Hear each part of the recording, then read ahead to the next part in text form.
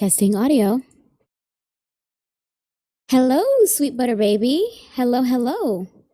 Let me get some emojis in the chat if you all can see me on all platforms so that we can get started.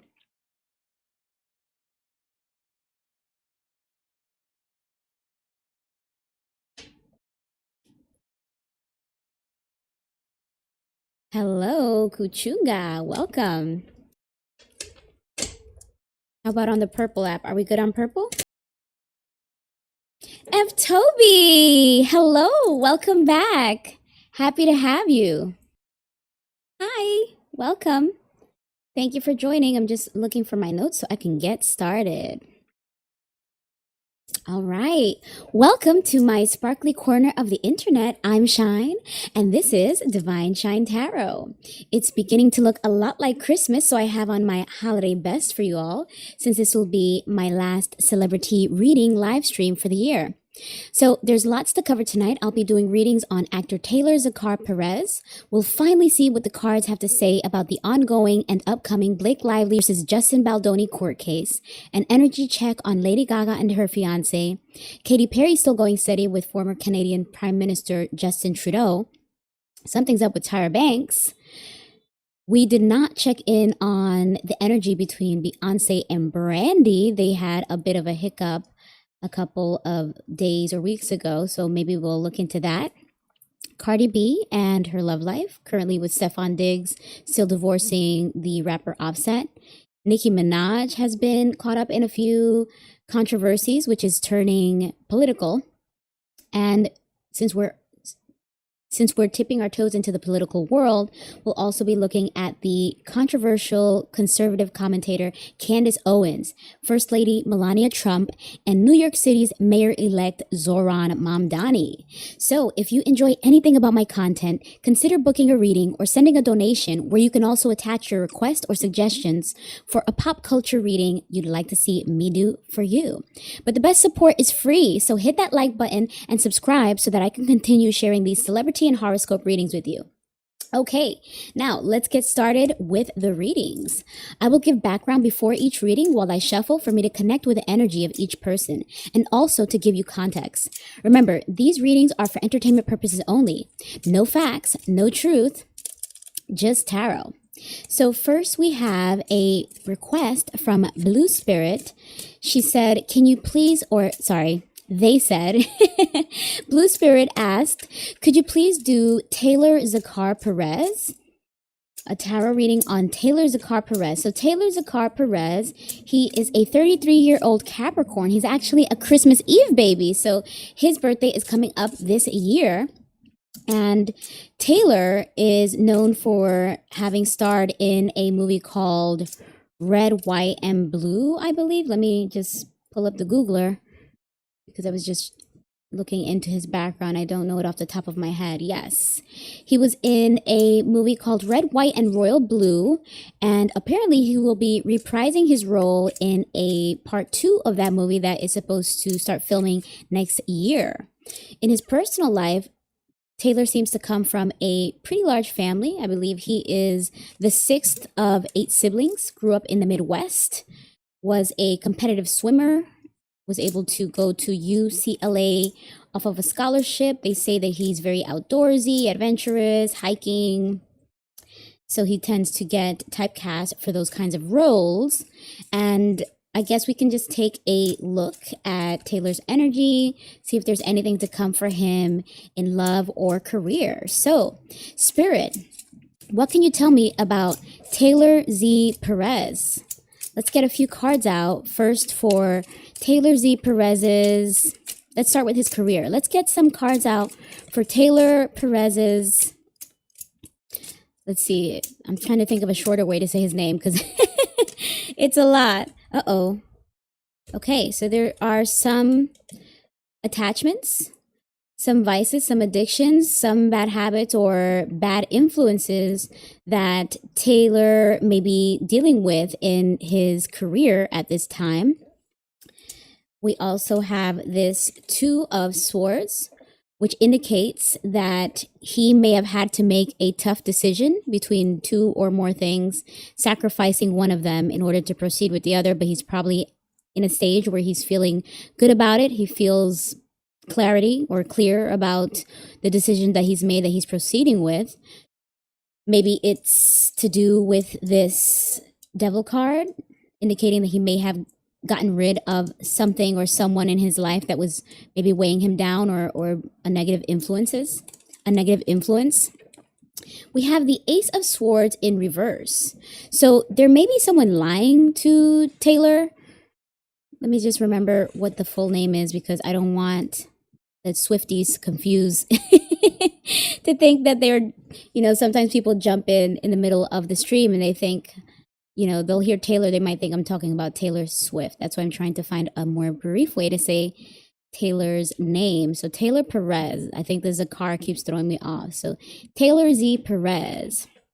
Taylor Z. Perez may be dealing with clouded judgment, or someone that's being dishonest and not truthful. Some kind of environment or state of mind that is clouding his judgment, or not allowing him to see the truth, which after this Two of Swords could indicate that while he had to make a tough decision, he may not know that it was not the best decision until more unfolds. So let's see where that's going. We have here the Eight of Cups. It seems like there's something that he needs to walk away from, Taylor Z. Perez does, because Eight of Cups indicates no longer being emotionally fulfilled with something that once took up a lot of time and space in one's life, in one's heart. Now, Taylor Z. Perez may be looking for something bigger and better, even though there are many risks associated with that. You're venturing off into the unknown when we look at the art of the Eight of Cups. So far, it seems like Taylor may be making changes and taking risks blindly without the full information, without the right information. There may be someone trying to either sabotage his career plans, or not being fully honest with him to try to undermine him or undermine his plans. I believe I read somewhere that they said that he is trying to maybe start his own production company at some point. Let's see what else we have going on with this career reading for Taylor Z. Perez. We have the Fool card in reverse. This indicates that someone may be risky or immature in the sense of being unprepared to start something new. We have the Six of Pentacles. So there may be a give and take between someone that has abundance versus someone that is in need. This could represent some financial assistance that may come to Taylor Z. Perez to assist him in any of his career projects and ambitions. This could be a really good salary on an upcoming project. This could also position him to be the one in the place of abundance and able to be very, would you say charitous? What's the word? Very generous. And what's the plural of charity? I'm just drawing blanks on that right now.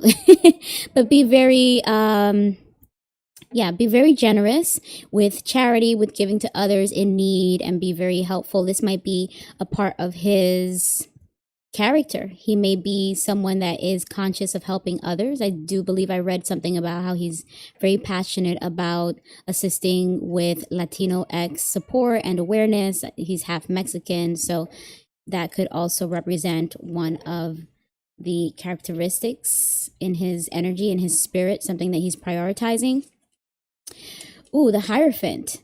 This is about rebelling from a group or a community that one was once a part of. Maybe he wants to step away from the entertainment industry, or step away from some contract or obligation that he once had. Once we see the Hierophant, because upright, the Hierophant indicates a mentor, or literally a priest, someone that may be educating, lending guidance, giving messages, establishing a structure of beliefs and values that one is a part of and seeks to follow. And it's a desire for structure, community, and groupthink. But in reverse, it's stepping away from that. So it's actually a good time to make a change for Taylor Z. Perez in his career. Finally, we have the Knight of Swords. Indeed, he may be looking to make a change with a very fast and furious energy. This is about someone that is very driven to succeed, very ambitious, even competitive. This is someone that is a fast thinker and looking to have a change in lifestyle. So I would say that this is a good card to end this reading on for career if Taylor Z. Perez is in the state of mind or the energy to make a change, which this does seem to indicate that this Eight of Cups, along with this Hierophant card, looking to step away from a community or industry. I would take this to represent the entertainment industry. Looks like he's looking to step away and step into something that is more fulfilling for him emotionally, that may be more along the lines of the charitable efforts that he would like to make or that he has in his heart and in his energy. He's just having a hard time starting something new because he may have been dealing with some difficult personalities in business, in his management team, or within the industry in general that were less than honest with him about certain things. And so he's had to make a difficult decision to sever ties with either someone that he's been working with or several parts or opportunities in the industry, the entertainment industry in general. As an actor, I imagine they are constantly auditioning for roles or trying to network with others for opportunities. And sometimes they have to reassess how much do they value access to those opportunities if they're dealing with shady characters. So it seems like he actually may eventually want to step away from the entertainment industry and focus on things that are closer to the heart, maybe even closer to home, since again, he comes from a big family. I know that I also did read that he in recent years lost his older sister. She was battling a form of cancer and he had a really close relationship with her. So that was very devastating and difficult for him to heal from. And he shared some of his grieving process, or at least shared a lot of his heart and soul in terms of how much he loves and misses her. So he probably may be in a stage in his life where he is looking to get back to things that are more emotionally fulfilling and step away from anything that he saw in the industry that is superficial, negative, toxic, damaging, something that's not trustworthy. And ultimately, he's very energized about this and he's being smart about it because the Suit of Swords is about intelligence. It's about being cerebral as well as thoughts and communication. So he seems to be eloquent, good at communicating his thoughts and pursuing his ambitions. So I wish Taylor Z. Perez well in his career ambitions. Now let's take a look at his love life. Spirit, what can you tell me about Taylor Z. Perez? My hands are slippery.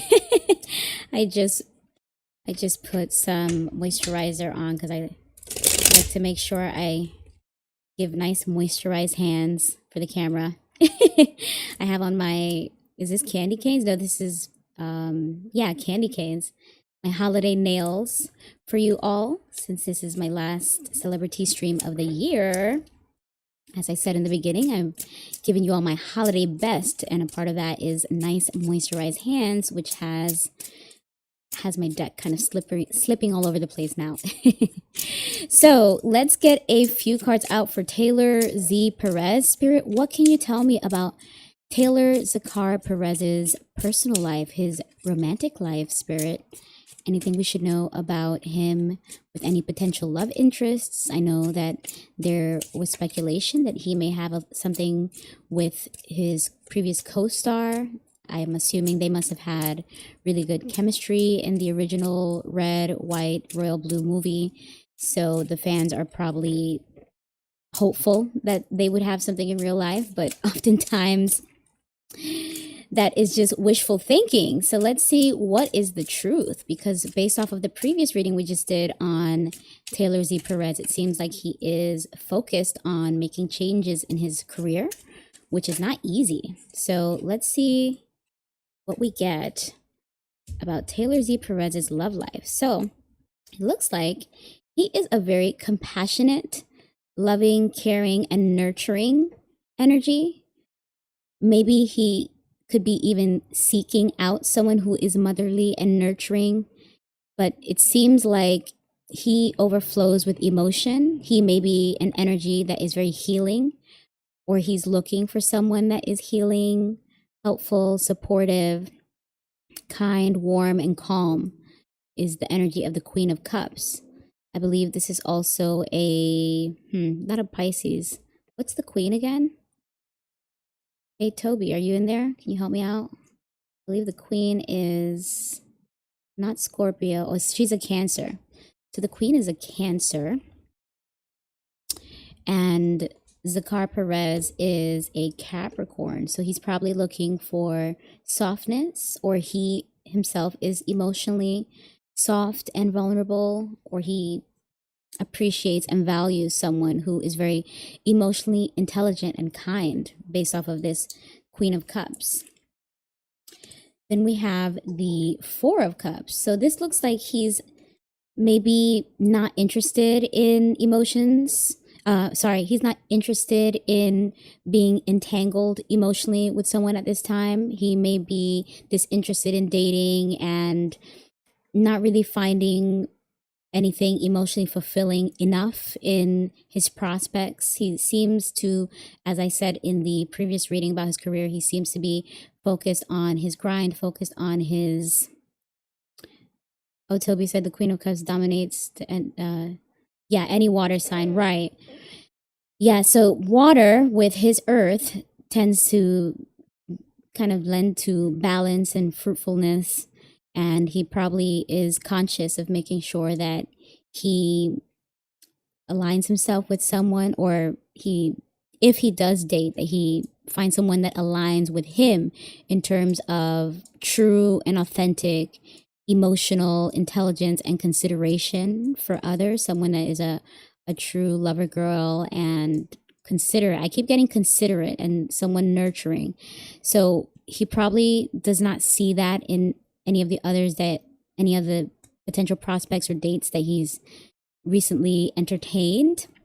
It seems more to me, as I was saying before, that he's more focused on his career. So he is probably not receptive to love at this time. He may not be emotionally available because he has taken a period of reflection, meditation, and reevaluation for what the people that he has access to have to offer. Something's telling me he may feel like the industry is so superficial, and he is more grounded, being an earth sign, but also emotionally mature and evolved to where he may have a hard time finding someone that is on the same vibration, frequency, or level of spirituality and sensitivity, intuition, and emotion that he may be at. So that's probably why he's disinterested.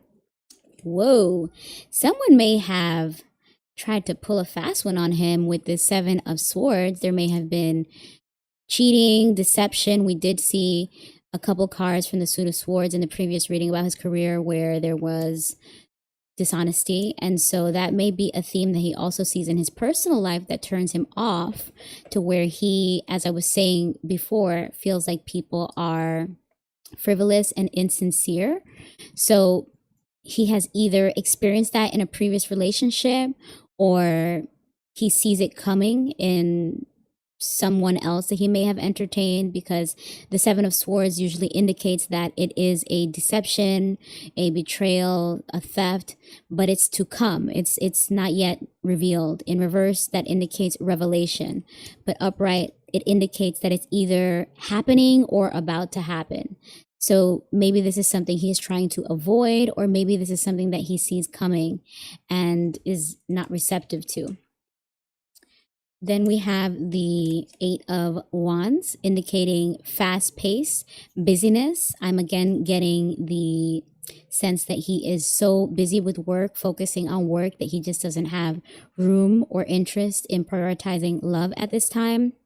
This could also mean travel. So maybe he might have to do a lot of travel for work, for filming, which could be destabilizing, which to him probably wouldn't be the best way to start a real emotional connection.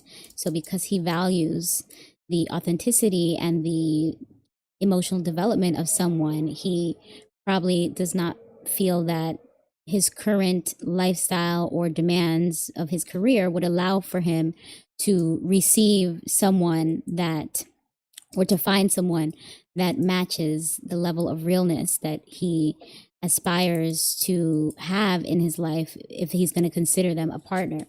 So then we have the Knight of Swords reversed. This is someone who's impulsive. There may be frustration, there may be anger. This brings me back to the Seven of Swords, that he may be resentful or regretful of a previous experience in love. And this is also someone that is like a scattered energy.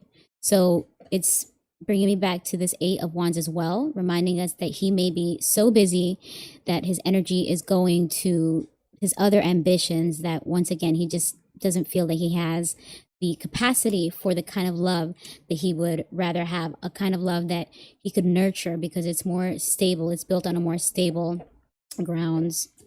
I have this pad today because I've been doing a few streams back to back since I've been trying to feed you guys lots of gems before the year ends, but then it's been hurting my it's been hurting my elbows. So today I have this supportive pad here, which is just delicious. So, ooh, yikes, we have the Sun card. It was in reverse. This indicates a lull in someone's life energetically, a down period, possible depression, low vitality, things not necessarily going on the sunny side of life for someone. So I am once more, for the third time, because I also saw that here, being drawn to the Seven of Swords, indicating that there may be something in his past that has him energetically blocked off to love. He may even still be a bit down, a bit affected by having lost his older sister, because it seems like he had a really close relationship with her from the little bit of clips that I saw of how he spoke about her. And once you love and lose, it may be a trauma response where you now have a fear of loving and losing someone again. So there's something in his energy that may be resistant to receiving someone new, receiving a new love. And that's why he's in this state of seclusion. Then we have the Eight of Pentacles. He's on his grind. He's working hard. Exactly what I said at the beginning of this reading and at the end of the previous reading that's about his career. He's focused on his career, his ambitions, and probably feels that it's best to just pour into himself at this time, since he doesn't have the availability or capacity to pour into someone else the way he'd like. And then to finish this off, wow, yeah, there's grief. This is grief, loss, sorrow. So he's still down about something or someone, some loss, some deception, some regret. This is even a disappointment or feeling abandoned. Whatever he experienced in a previous relationship, or just, as I mentioned, in his family life, having lost his big sister that may have been a guiding light for him. Maybe she often consulted him about the women that he dated. Maybe he aspires to have someone that has a lot of the same characteristics like her. I mean, usually you mold your vision of what a woman or a man should be based off of the people that you grew up with. And if that's your parents, if that's your siblings, you aspire to recreate some of the good things that you see in them. But sometimes some people, without realizing subconsciously, they also become addicted to the bad. So I wonder if there's something about his nuclear family or his upbringing that has him kind of looking to fill a void that may be either unrealistic or just at this time may not be something that he could accomplish based off of his other goals and ambitions. So not much to see here in terms of love coming for Taylor Zakhar Perez, but at least he is very busy working, and hopefully eventually once he heals and gets over this energy of low vitality, low vibrations, I wouldn't say low vibrations, just being turned off to emotional connection and still healing and grieving something, still feeling a little down about some disappointment. It seems like after that we could see a little more interest in love, but he doesn't have that at this time. He's trying to keep it close to home. He when he does step into the world of dating, he'll be looking for someone that's very real, very nurturing, very compassionate, very sincere. So that is the reading for Taylor Zakhar Perez's love life. Let's see, who are we going to jump into next? And thank you for your help on that, F Toby. So another request we have from Sweet Butter Baby.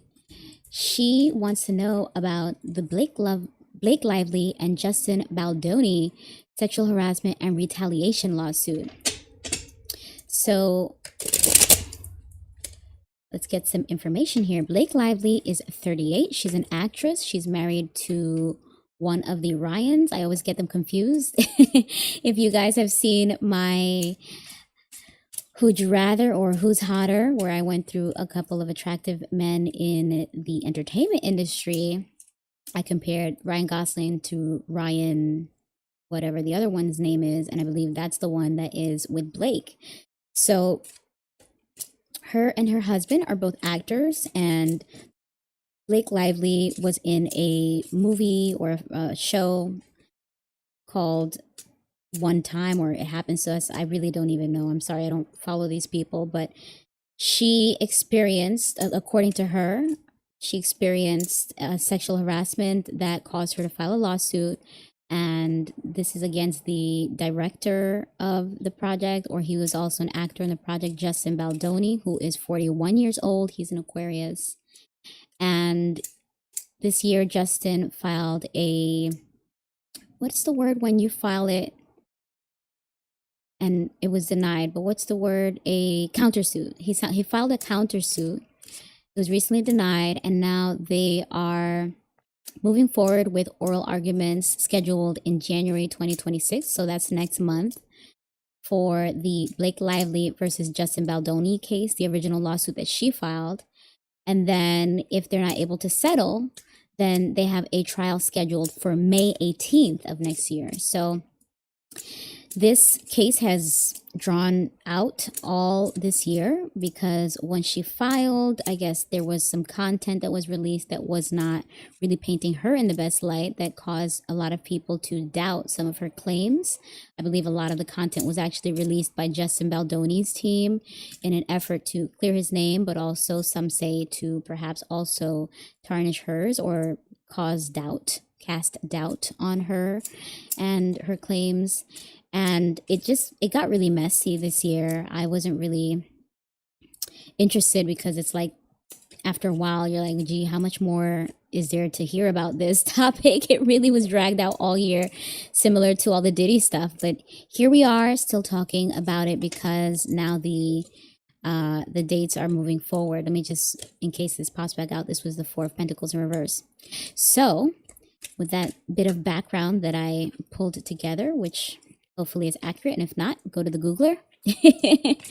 Let's see what will be the outcome of Blake's legal disputes with Baldoni. Who will win the case and who is telling the truth, Spirit? Let me get a few cards out for the Blake versus Baldoni lawsuit, Spirit. First of all, let's see some cards about the reality. What really happened between them on the set or behind the scenes?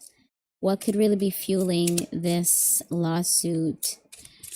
Is it truly what Blake claims, that she was violated in these ways, the harassment and retaliation, or as some suspected, is this somewhat of a power play, a power trip, a game of control that, you know, Blake Lively, some believe that she may have gotten too big for her britches in terms of, while she's an actress, she's also trying to play the role of producer and director on these projects because she's used to having that kind of power or authority in whatever she's in because of her years of experience in entertainment, because of the support of her husband. Whatever it is, it seems like she had been used to getting her way on these projects, these films or shows, whatever it is that she does. And there must have been some resistance between her and the Baldoni director guy that was either blown out of proportion or truly was, as she says, very inappropriate behavior. So the first thing we get in this reading of Baldoni versus Blake is this Six of Wands in reverse, indicating a fall from grace. So someone's reputation is on the line, and it remains to be seen if that means that that is what contributed to the filing of this, or if that is the aftermath of filing this.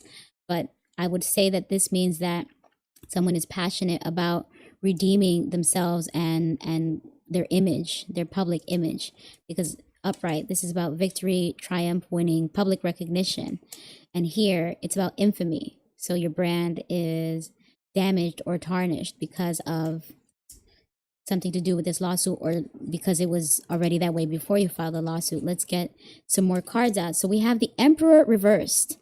Anytime I see the Emperor reversed, the first thing I think is the king is falling. So the leader of something or some empire, the leader of some business, we can just translate it to more current terms, may be falling, or the whole empire is crumbling. Some business, some structure, some industry, some network may be falling apart. There is now a lack of rules, or a lack of structure. Something is not being abided by. There is a lack of values. There's a lack of discipline. Upright, this also means a father figure. This can also be a husband. This could be a mentor. So in reverse, whoever that person is, they are either a negative influence, they are a negative advisor, or they are falling off. The business is falling off, or this leader is falling off.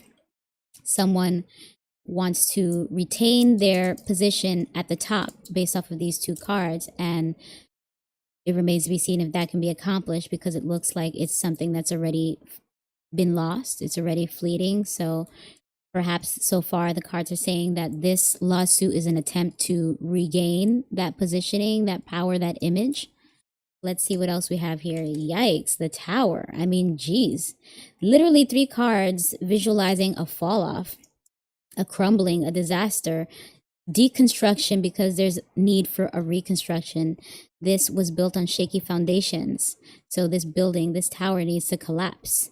The Tower card upright is perhaps one of the strongest cards in the major arcana of the Rider-Waite-Smith Tarot. And these Tower moments are usually inevitable, because it indicates that there's no way that this structure could have continued to hold upright the way things were going. So we can translate that to mean that maybe there was corruption, maybe there was certainly misalignment between the parties, Blake Lively and Baldoni, but also the industry at large, because this Emperor card, as I said before, could represent industry, network. So this Tower card following these 2 cards, I'm just getting 3 cards that are saying fall off. Someone fell off and maybe is trying to get back on, or because of the lawsuit, this has really exasperated that crumbling of someone's tower. We see the Moon card in reverse. So upright, this indicates fears, illusions, anxieties, but in reverse, someone has gotten a grip, someone has gotten more clarity on what's going on. They're no longer in that state of fear, panic, anxiety. So I wonder if this means that there is hidden information that someone knows that has them feeling a bit of subtle relief, in terms of like, well, I'm moving forward with this lawsuit because I kind of know how it's going to play out, because I either know the right people being the corrupt people, or I have something against the other person. There's some secret, some hidden information that someone is privy to that is allowing them to feel this relief of, okay, while the ground is crumbling beneath us, I somewhat feel like I still have leverage in the situation. I still have some information to hold over someone's head, or a lifesaver. What do you call that? Yeah, a lifeboat, something to keep me afloat despite this calamity, despite this fall off.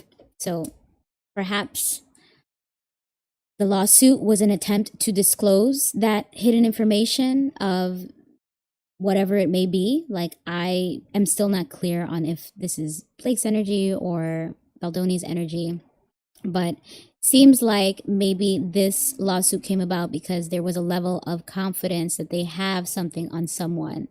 Blake has something on Baldoni, or Blake has something on someone or connections with someone in the industry that allows her to have this confidence to proceed with that very controversial and shocking lawsuit.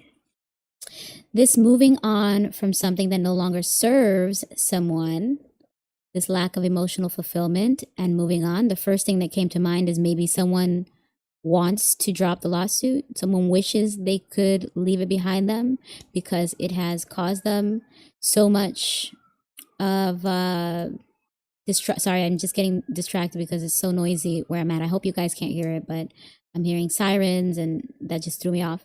So because of this fall from grace and this impact to someone's public perception and their image, it seems like there are now regrets, and there's a wish that maybe, I'm thinking it's Blake, that maybe she wishes that she could just move on from the lawsuit, that I would assume that this indicates that she wants to settle. She would hope that they could settle it out of court at this point. So now I'm starting to wonder, will this even go to trial? Let's see if the cards can give us some information about that. I mean, I'm sure Baldoni would like for it to go away, but it seems like the plan backfired. So Blake maybe felt like she had something on him, that this is, I'm going to have the upper hand with this hidden information, this secret, this evidence, and this connection to corruption or support within the industry. But now I'm seeing that it's not really working out. I kind of wish I could just move on from this without allowing it to continue to impact my image, my brand, my standing in my business and my industry. Yeah, there's disinterest now. There is so much disinterest with this Four of Cups. We are seeing these two cards back to back, indicating that someone has moved on emotionally from something that they were once interested in. And I am once again drawn to think that it's Blake. And because we're seeing in the Four of Cups someone handing this fourth cup after someone has already established that they're not even interested in more of what anyone has to offer, I'm thinking, does that mean a resistance to settling? It's contrasting this, where it seems like I just want it to be over. I would most likely be receptive to settling. Maybe this is Baldoni that will not accept a settlement. So maybe Blake will want to settle. Maybe Baldoni will not want to settle. Let's see what else we can uncover here. Yeah, someone wants to break free from this feeling stuck that we see in the Eight of Swords. Someone kept themselves in a very harmful and negative situation and is looking to set themselves free, which I am once again inclined to think that this means that I guess it would be Baldoni or both sides have to accept. I don't know how settlements work, but it seems like someone will settle or accept a settlement, even though there may be some pushback and negotiation. Breaking free from this difficulty, this hard place that someone put themselves into, which I would assume this is Blake, who started the lawsuit, and then it blew up in her face, and it turned out to really work against her in terms of her image and brand, and not just her husband as well. It seems like breaking free from that indicates that there would be a settlement, because going to trial would drag it out and maybe reveal more skeletons, reveal more information. And actually, this information, this evidence, whatever this secret, whatever this hidden stuff is, this may be part of what convinces those two parties to settle. Because they're like, the damage has been done. So what else could we gain from going to trial? Let's just try to nip this in the bud. I want to be done with this. That's the energy that I'm getting from this so far. Yep. Someone's going to take that money. Knight of Pentacles. I mean, this usually means someone that is reliable, responsible, productive, efficient, methodical, conservative. But when we are just looking at the visuals, this is someone proposing something financial or receiving a financial settlement if we apply it in the context of this case. So based off of these last 4 cards, it seems like they are likely to come to a settlement and not even make it to trial. It remains to be seen if that is the truth. What do you guys think? Because I know at first it seemed like there was so much passion on both sides of everyone wanting to prove their case that seemed like they're definitely going to be going forward with the trial. But now, after seeing those cards, I'm like, oh, they might actually just cut their losses, do themselves a favor, and reduce the hassle of moving forward with what will be a very public and likely messy, or not humiliating, but a trial that would further devaluate or damage their image and brand, which from the very first card indicated, oh, look at that. From the very first card, the reverse 6 of Swords, the first card that we just saw in that reading between Blake Lively, that reading on Blake Lively and Justin Baldoni, that is at the top of the list of concerns for the people bringing this lawsuit, which would be the representatives for Blake Lively and Blake Lively herself. So because the image, the brand, the ability to earn off of that brand is of the utmost importance based off of those cards, it seems like there is now some more willingness to settle. So let's see what happens next year. All right, let's move on to another reading. Okay, for those of you in the chat, let me know which you prefer to hear first. We have Katy Perry and Justin Trudeau. We have Lady Gaga and her fiancé. We could look into Ariana Grande, what's up with her forever frail image. And when I say forever, I just mean during this Wicked movie promotional run, because she has been doing promo for part 2 of Wicked, and people are still so very concerned that she does not look visibly healthy. She's still continuing that very gaunt, very frail appearance that we saw when she was promoting the first part of Wicked. We have Tyra Banks on the list because she was recently seen looking a little wacky, dressed up as a yellow-haired Santa Claus on stage, either hosting or telling jokes, and it was just a little questionable for a supermodel to be seen in that situation after this many decades in the game. Oh, you guys said Gaga. I was about to continue with the list, but yeah, let's do a reading on Gaga. So Stephanie Germanotta, Lady Gaga, the pop and jazz superstar, as well as, I guess she's an actress as well. She's an actress now too, because she was in a big film with Bradley Cooper, and she is currently engaged to her fiancé Michael Polansky. We have seen Stefani, Lady Gaga, engaged a few times in past years. I think this is her 3rd engagement.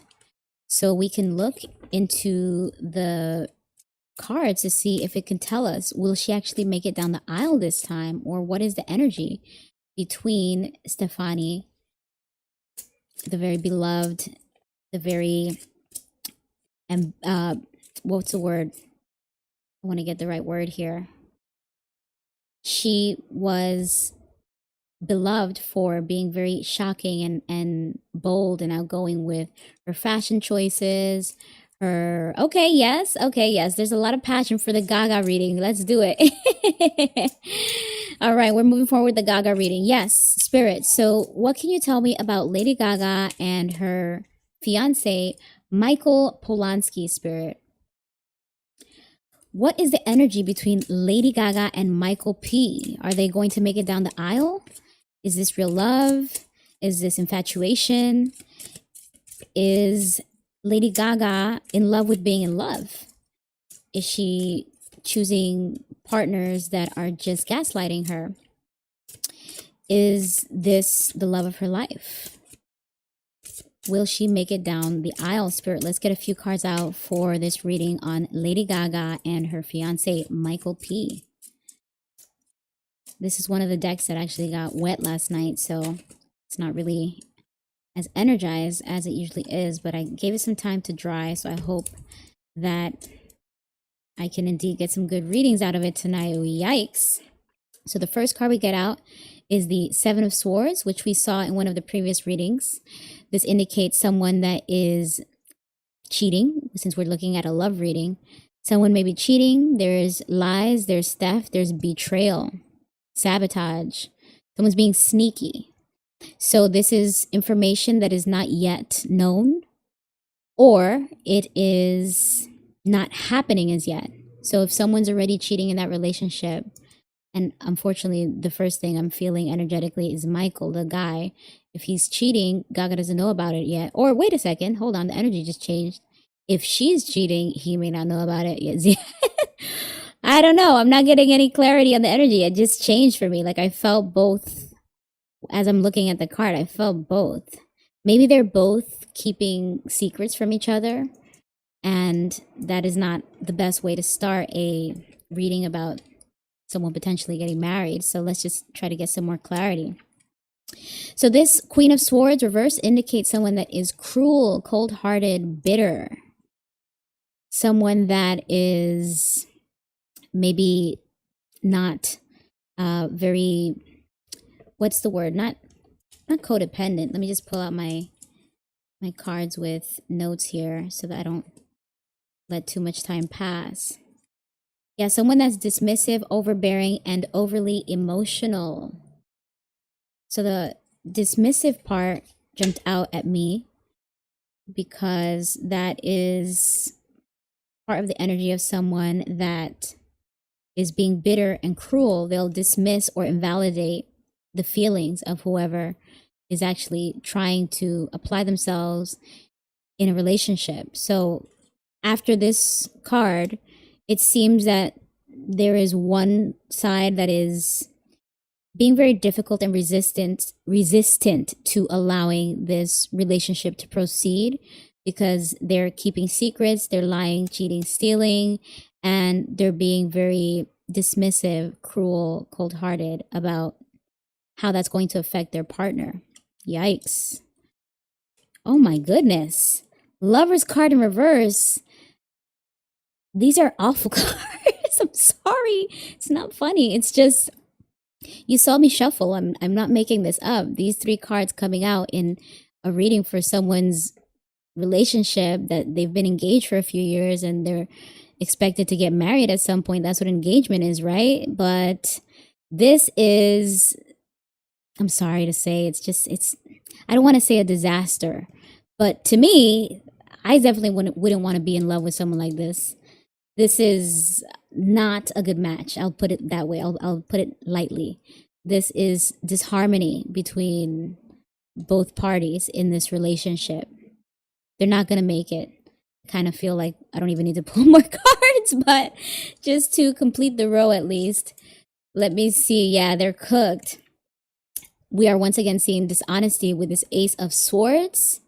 Girl, Gaga, get out of there, girl. There are so many lies and he doesn't care. Or maybe this is Gaga since it's a queen. Is it her? Because if this is going to be the third engagement that she doesn't go down the aisle, maybe she's the problem. Ace of Swords. And by the way, that also brings me back to the other meaning that we saw here of being maybe overbearing and overly emotional. Remember in the beginning, I was questioning, is it that Gaga is in love with being in love?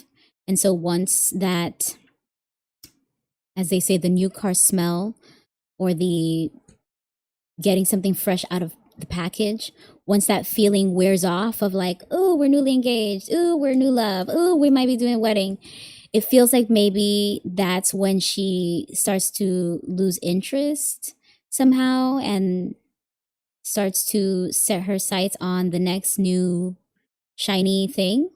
So maybe she is addicted to the thrill of a new love, of a new engagement, of the romanticism. It seems like maybe Gaga romanticizes. I'm not sure of Gaga's zodiac. Let me look at it again because I think I had it here. Yes, Stefani Germanata, she's 39. She's an Aries, so she's a fire sign. And Michael Polansky, 42, he's a Libra. Wow. And look, we got all these swords from the suit of swords, meaning air. He's an air sign. So, yeah, it seems like this Libra is really not in this commitment the way that one would expect when you hear fiancé. But it could also be that Gaga loves love, so she just puts her Google Gaga eyes on when she's like, oh, let's just take it to the next level, take it to the next level. But then when it comes time to really make a commitment, she realizes, yeah, this is probably not the right match. I mean, let's just see. Yeah, someone's out there socializing, partying, prioritizing, just being outside. This 3 of Cups in reverse indicates I'm outside. I'm checking my options. This is also a third wheel. This is someone likely entertaining extramarital affairs. I kind of just want to take a little bit of everything. Separation with this 2 of Swords. We have the Queen of Cups. Someone's heart's going to get broken. Someone's a lover and a nurturer. Someone's really bad at juggling or balancing 2 or more things of value in their life. Someone's disorganized. So I think I'll leave it there. I don't really see the potential for anything to look, anything good coming out of here. Nothing to indicate love. I haven't seen anything to do with love in these cards as yet. So, well, this is someone excited about a new love, but that new love could be a new person. So I'm sorry to say, Gaga, it looks like we will not hear wedding bells ringing for you. But I hope that one day Stefani does find her true love, since it seems like she really would like to enjoy partnership at some point in her life, hopefully soon. I wonder if she wants kids. I wonder if she wants kids. I mean, I guess with her lifestyle of being fabulous, being creative, music, and doing music in movies, because last time I saw her, she did the opening ceremony of the Olympics, which was nice to see her. That's a perfect space for her. Anything that's grand, anything that's, you know, monumental, that's very Gaga.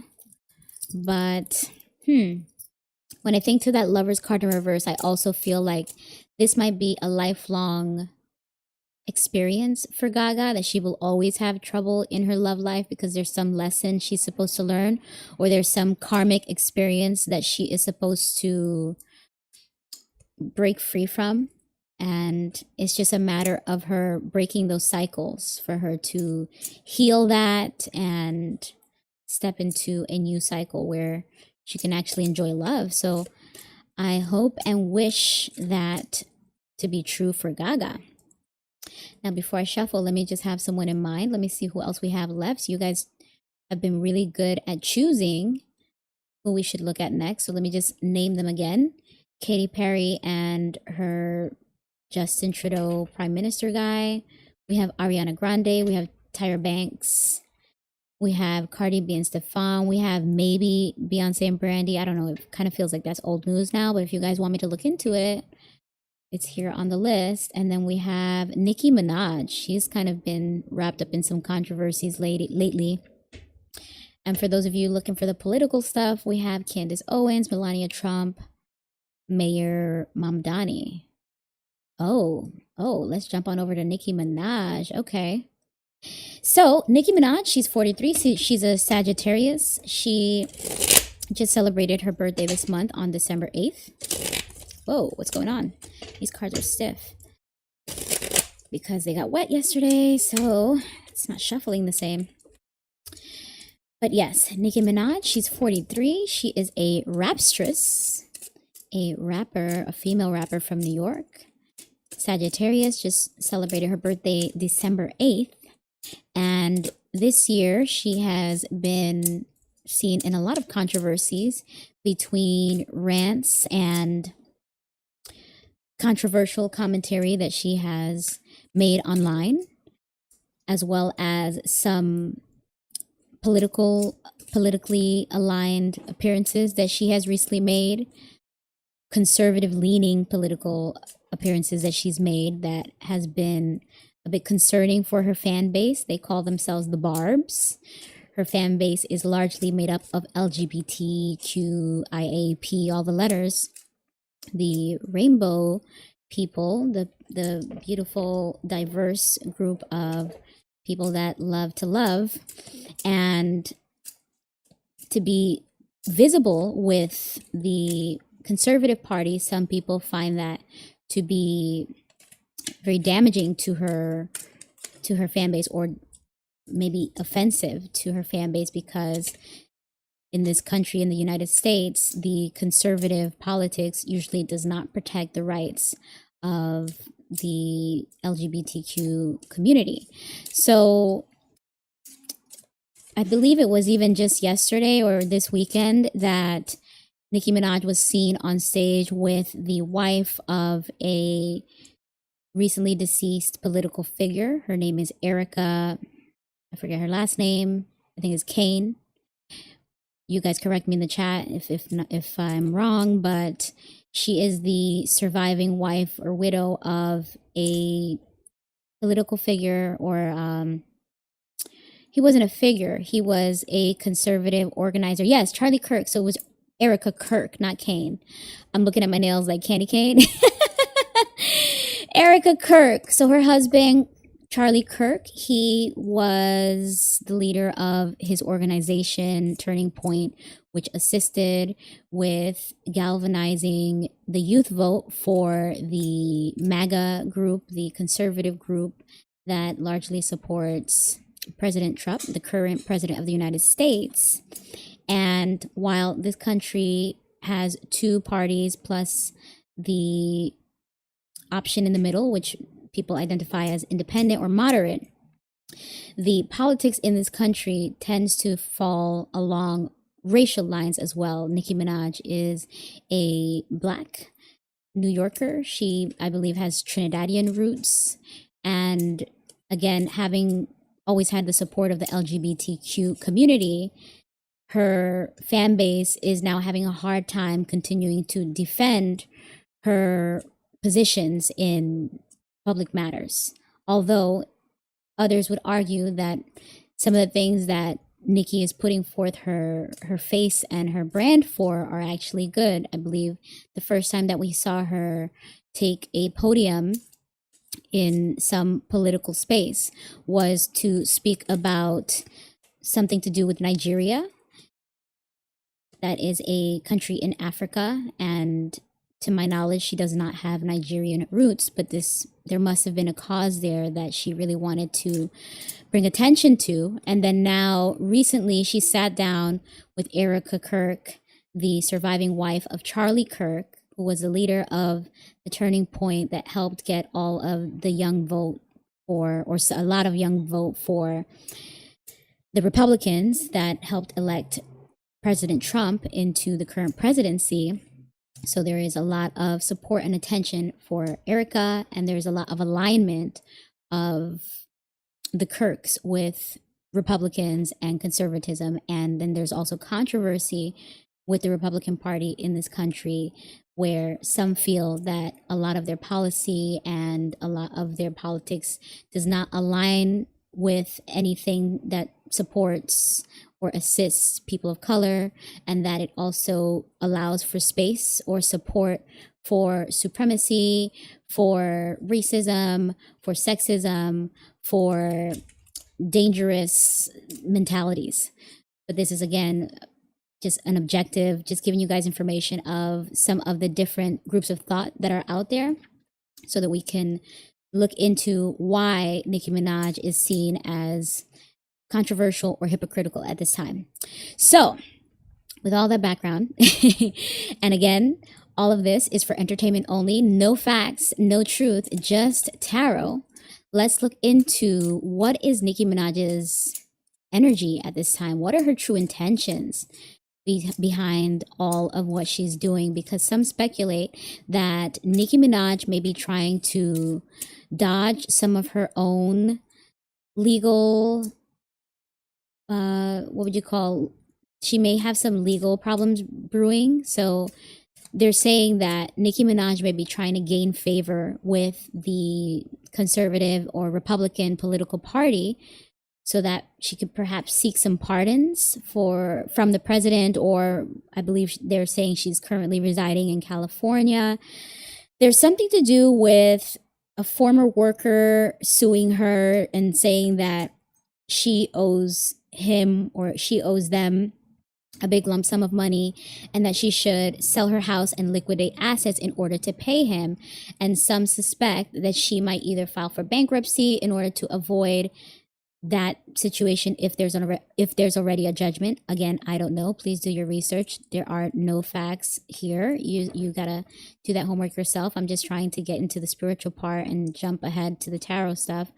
But they're saying that because of that legal pressure and possibly some financial trouble that she might be dealing with, she is looking to get chummy with the Republicans and the conservatives in the hopes that it could allow her to gain some favor in these possible legal disputes. And if it gets as far as some suspect, perhaps even to allow herself to be pardoned. So let's see what the cards have to say about all of that background. Remember, my information is just what I get from the internet streets, just the fodder, the chatter that circulates online.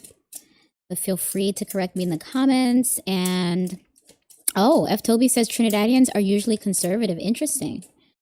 Yeah, so maybe that's something that was already known that her followers didn't realize.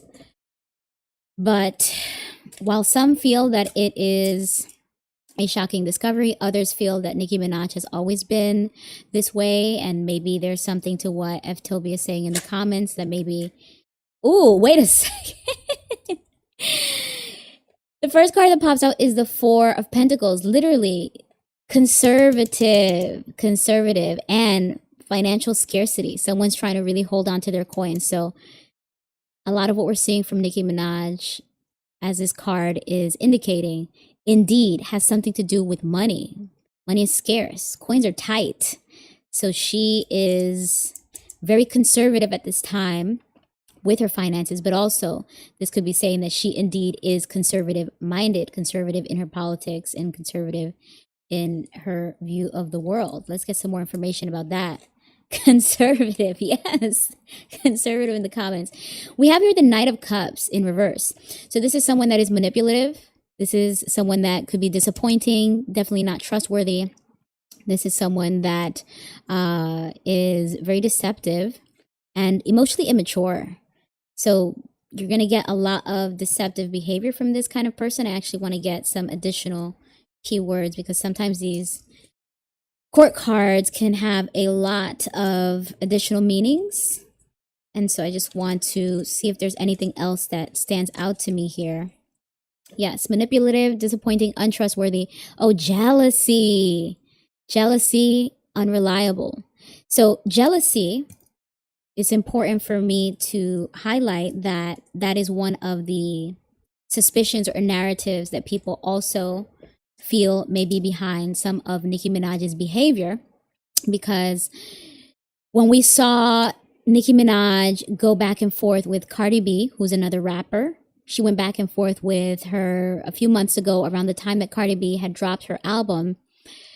Nicki Minaj suddenly started to promote an album that she says is coming out in March. So 6 months after Cardi was in the middle of promotion for her album. So it was seen as if speculators believe that Nicki Minaj was jealous of whatever attention Cardi B was getting for her album and was trying to take some of that attention or spotlight for herself, for her own projects, and then turned that into a rant, scorch the earth rant and, Kanye-esque explosion on Twitter, talking about other people in the industry like Jay-Z. And I think she actually went back and forth with several other rappers, female rappers at that time.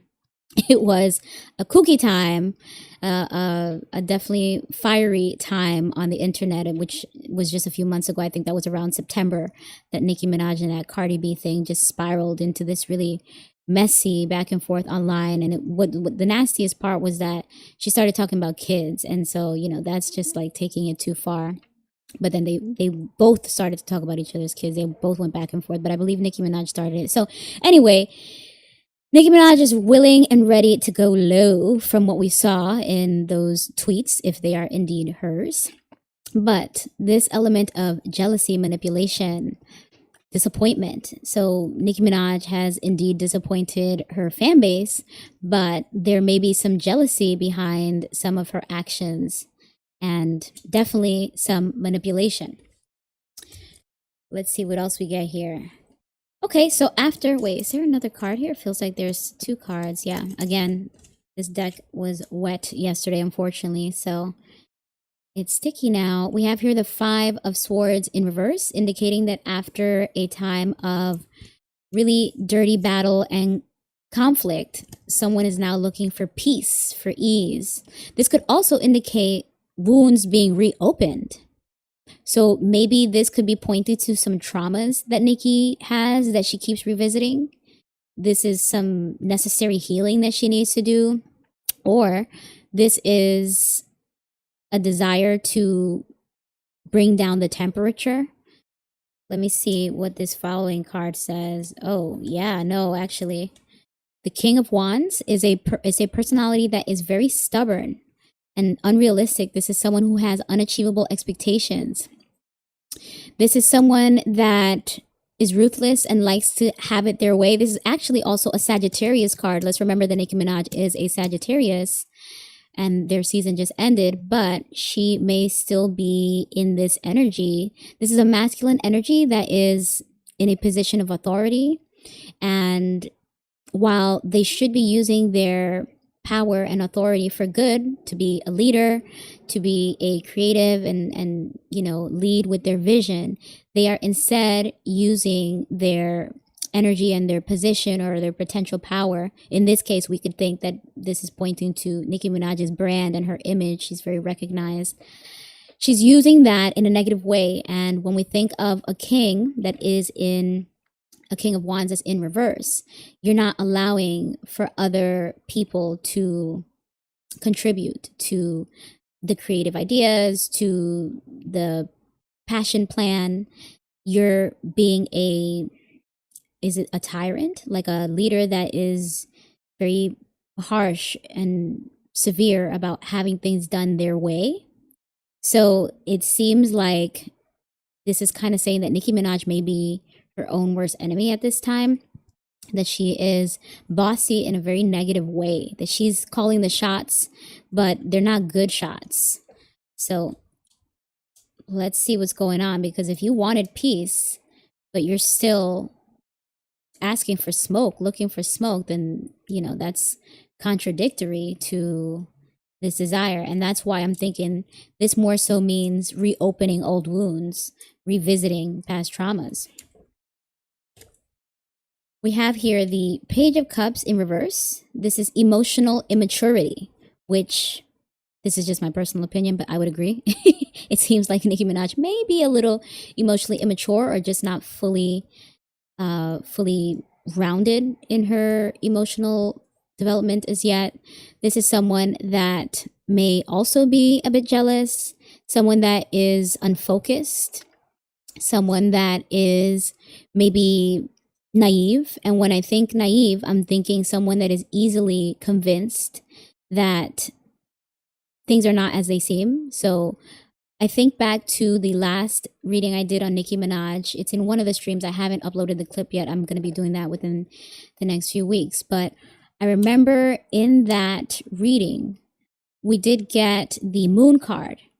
That moon card indicates fears, anxieties, illusions. And I meant to circle back and highlight that illusions portion, because a lot of what the speculation was, as well as what we were seeing in the cards, was that maybe it's something in Nicki Minaj's head that she may be blowing out of proportion, or there may be an element of paranoia, which we're kind of seeing some of that with this reopened wounds, maybe reacting to past traumas, that things may not be happening that same way now, but she's still a bit paranoid about it. So when I see this Page of Cups now, and I'm thinking about that naivete that this card can suggest, I would translate it more into that paranoia, that illusion. Like Nicki could, because of past traumas, feel that there's a big bad wolf that maybe not as guilty as she seems to think. So it's like she may be defending herself, or she may be defensive at this time in a way that is overdoing it or overcompensating compared to who her true enemies are and what is truly happening at this time. Let me also look at these notes just to see if there's any keywords that I may have missed, because I've been doing a lot of readings and sometimes it just helps to see the notes. So yes, emotional immaturity, naive daydreaming. So yeah, you see, naive daydreaming, illusions. What I was saying about how this made me think of the moon card that I saw in my last Nicki reading, and that idea of paranoia and thinking that things are what they're not seeing the full picture of, you know, where the attacks are coming from, or making things to be what they're not. Naive daydreaming, insecurity. So that actually backs up this idea of potential jealousy that Nicki Minaj may be feeling or experiencing. Irrational. We see irrational moves, irrational energy in this reversed King of Wands. And creative blocks. So this energy that Nicki Minaj is currently in is not allowing her to be at her best creatively. So I don't know how her last album did. It seemed like, in terms of performance wise, in terms of touring, it seems like it was very well attended, but I haven't really heard people banging on new Nicki Minaj music in a while. It's more so usually people refer to her older music. So I don't know, if there's any barbs in the chat, you guys tell me if you feel like her recent music is still as good, or do you think that her priorities in fighting these ghosts in the industry, I mean, she may have some legitimate grievances, but it just may be something that she's making out to be worse than it really is in her mind. And then it's causing her to react in a very irrational way, because at the base of it are these traumas of insecurity. And that insecurity is creating jealousy, as well as these grievances being blown out of proportion to where she feels like she has to go scorched earth. She has to burn down the internet, and she has to start aligning herself with political parties visually. So it feels like that energy is causing her to step into a version of paranoia that is, you know, not necessarily the best energy for her to be creative and be at her best musically. If it's true that she will release a new album in March, I guess that it will remain to be seen if she still is giving her fan base what they enjoy from her musically. But I feel like her fan base more so liked her persona, and I wonder where they stand with her now, because from what I've been seeing, it seems like the temperature online is that people are finding it harder and harder to continue to be supporters of her, with a lot of the recent erratic behavior that they've been seeing from her. So after this Page of Cups, we're seeing the King of Pentacles. Geez, so she's getting a lot of court cards in reverse, and she's also getting a lot of court cards indicating masculine energy. It's a lot of masculine energy that either Nicki Minaj herself possesses, or she may be dealing with masculine energies that are contributing to her state of mind. Now, when we see the King of Pentacles, while this could represent someone who's a really good business person, I was going to say businessman, if you want to look at it like it's a male image, but you could say a business person, someone that's really good with money and wealth management, someone that can create abundance, prosperity, is a good provider, someone that's generous. But when you see it in reverse, oh, by the way, what I was trying to say is, but this can also mean a business, not necessarily a person. So when you see it in reverse, it's similar to the Emperor card that we saw in the previous reading, where both this card and the Emperor card in reverse, I take them to indicate that business is bad, business is falling apart. And because we started this reading with the Four of Pentacles, I would take that to be a card to reinforce that the finances are not the best for Nicki at this time, and that would contribute to her feeling perhaps paranoid, perhaps the energy of desperation, needing to react to things, overreact to things, and make these alignments, these political positionings to try to maneuver around all of her perceived enemies, her perceived attacks, her perceived challenges at this time. But that would affect anyone, right? Any destabilization in your financial foundation is going to cause you to look for solutions. It just seems like Nicki is going to the extreme to not only be competitive with her peers in the music industry, which, by the way, people were like, oh, look how she had smoke for all the female rappers, but she was kind of kissing Taylor Swift's you know what when Taylor was releasing her album around the same time, and trying to shout Taylor out like, oh, you know, us Sagittarius have to stick together.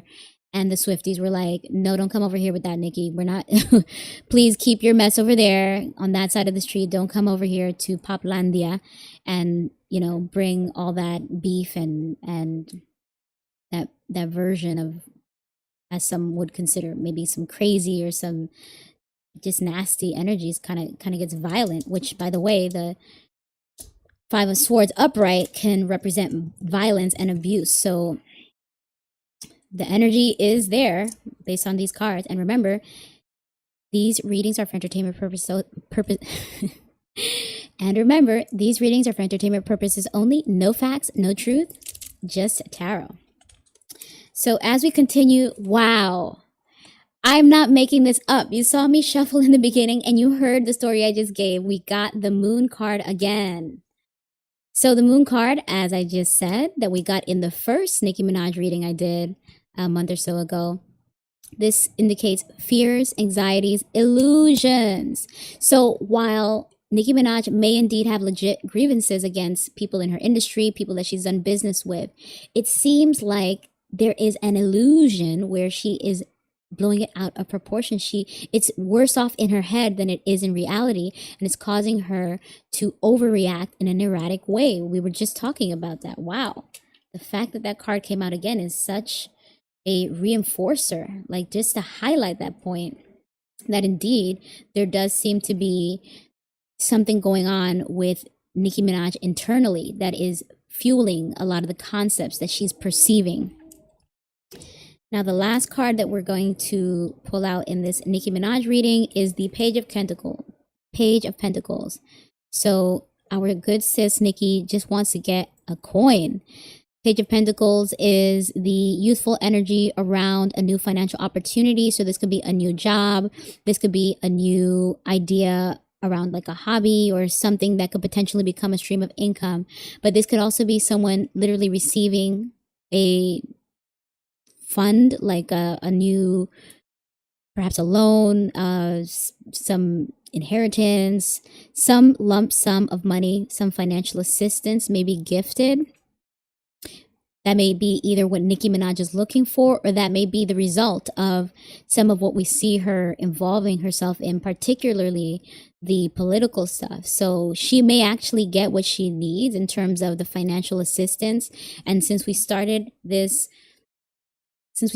reading with this Four of Pentacles, and we're ending it with another card from the Suit of Pentacles, it indicates that that indeed seems to be the goal and the priority overall in Nicki Minaj's recent behaviors, her recent controversies. What's behind it all is that she really is trying to get the bag, get her money up, get some bread, get a coin, get some money for whatever it is that she's dealing with, because it seems like if there were creative blocks and the music's not as lucrative as it used to be.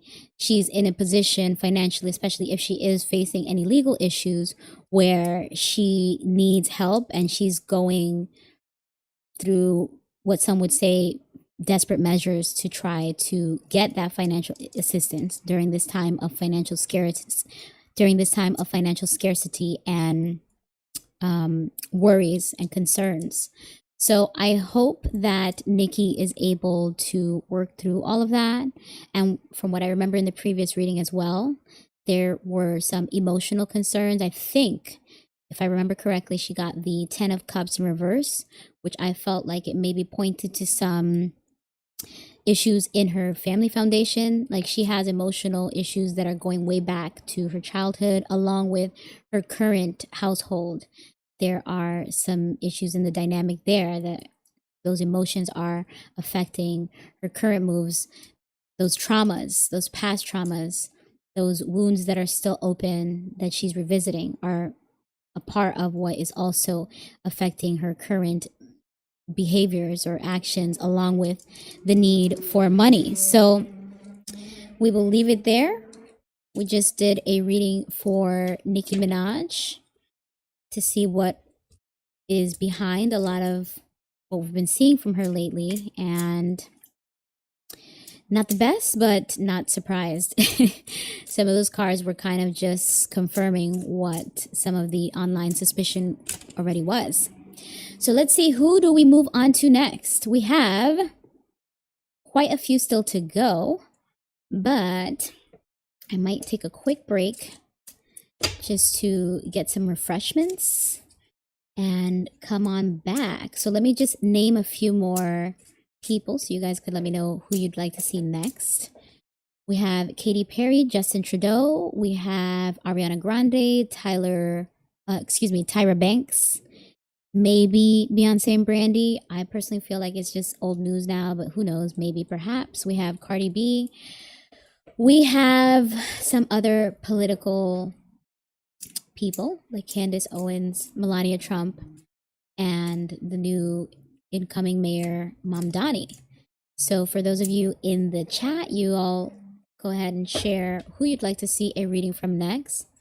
Oh, that's a good follow-up. Yeah, Cardi B, because we just did Nicki.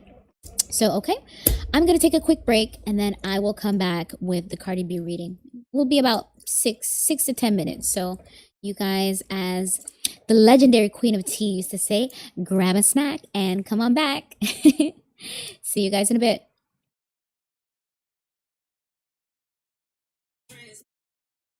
Testing audio. Testing. We are back. Let me see some emojis in the chat on all the platforms to let me know that you can see me, you can hear me. Can you feel me? Can you feel my shiny vibrations? Am I radiant? I feel radiant, so I hope you can see and feel that energy as well.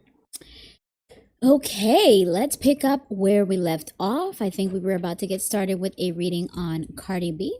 Just waiting to see confirmation on all platforms that you can see and hear me, please. Drop some emojis, drop some messages in the chat. Okay, looks like we are good on Twitch.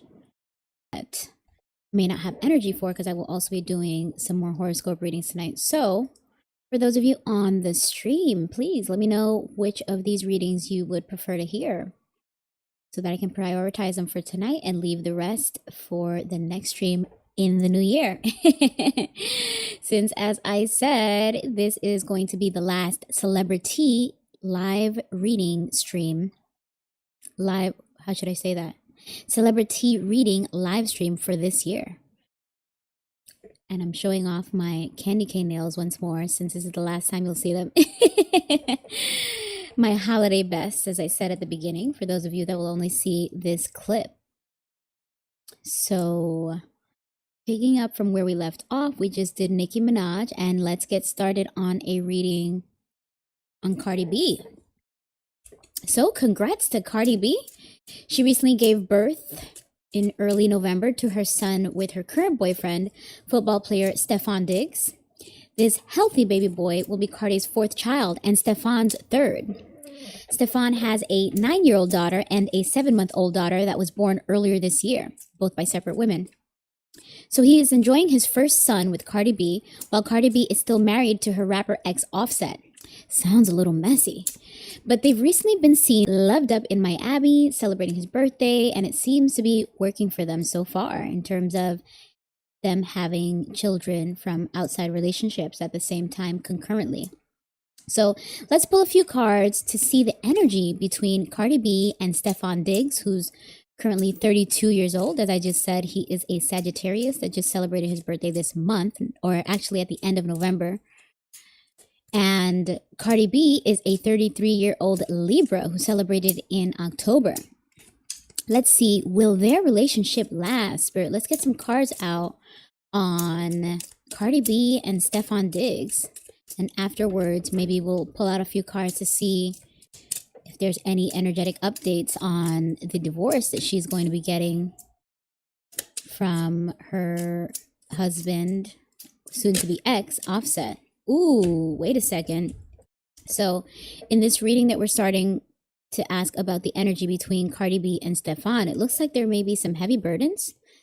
So there may be some strain in their relationship energetically, or because of the demands of having a child, the demands of career, the demands of all the travel and the different things that their careers and industries and lifestyles require.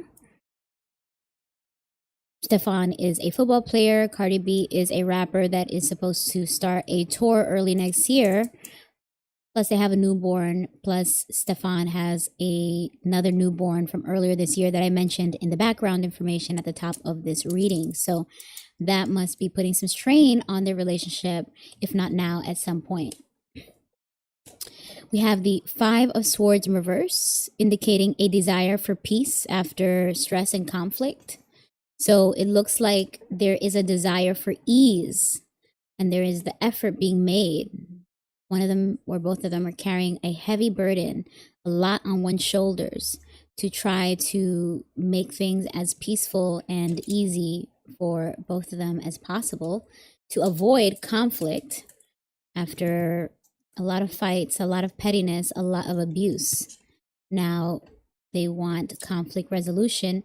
Maybe the conflicts and abuse were not necessarily between them. It's from past partners or from people around them. But let's see what the following cards can share. So here we have the King of Wands, this Sagittarius card again in reverse. We saw this in the Nicki Minaj reading, which indicates someone who is ruthless, someone that's in a position of leadership, but they are very stubborn, so they're not the best leader. Someone who is unrealistic, has unachievable expectations, someone who is using their passion and their energy in the wrong direction. So because it's a Sagittarius, I'm, of course, going to first suspect that this is supposed to represent Stefon Diggs' energy, but it could just be whichever one in this relationship is wearing the pants, so to speak. So if Cardi is the one that is calling the shots in the relationship, maybe she is unrealistic, or he, something just told me energetically this is indeed Stefon. Like, he does not have a lot of understanding or appreciation for what it takes to have a family at the same time as keeping your career afloat. Cardi B has a little more experience with that since she's been a mother 4 times already. But this is also the first time that we're seeing Cardi B step back into her career in a more present and active way. So I would say that they both have, F. Toby says she suspects that Stefon is manipulative.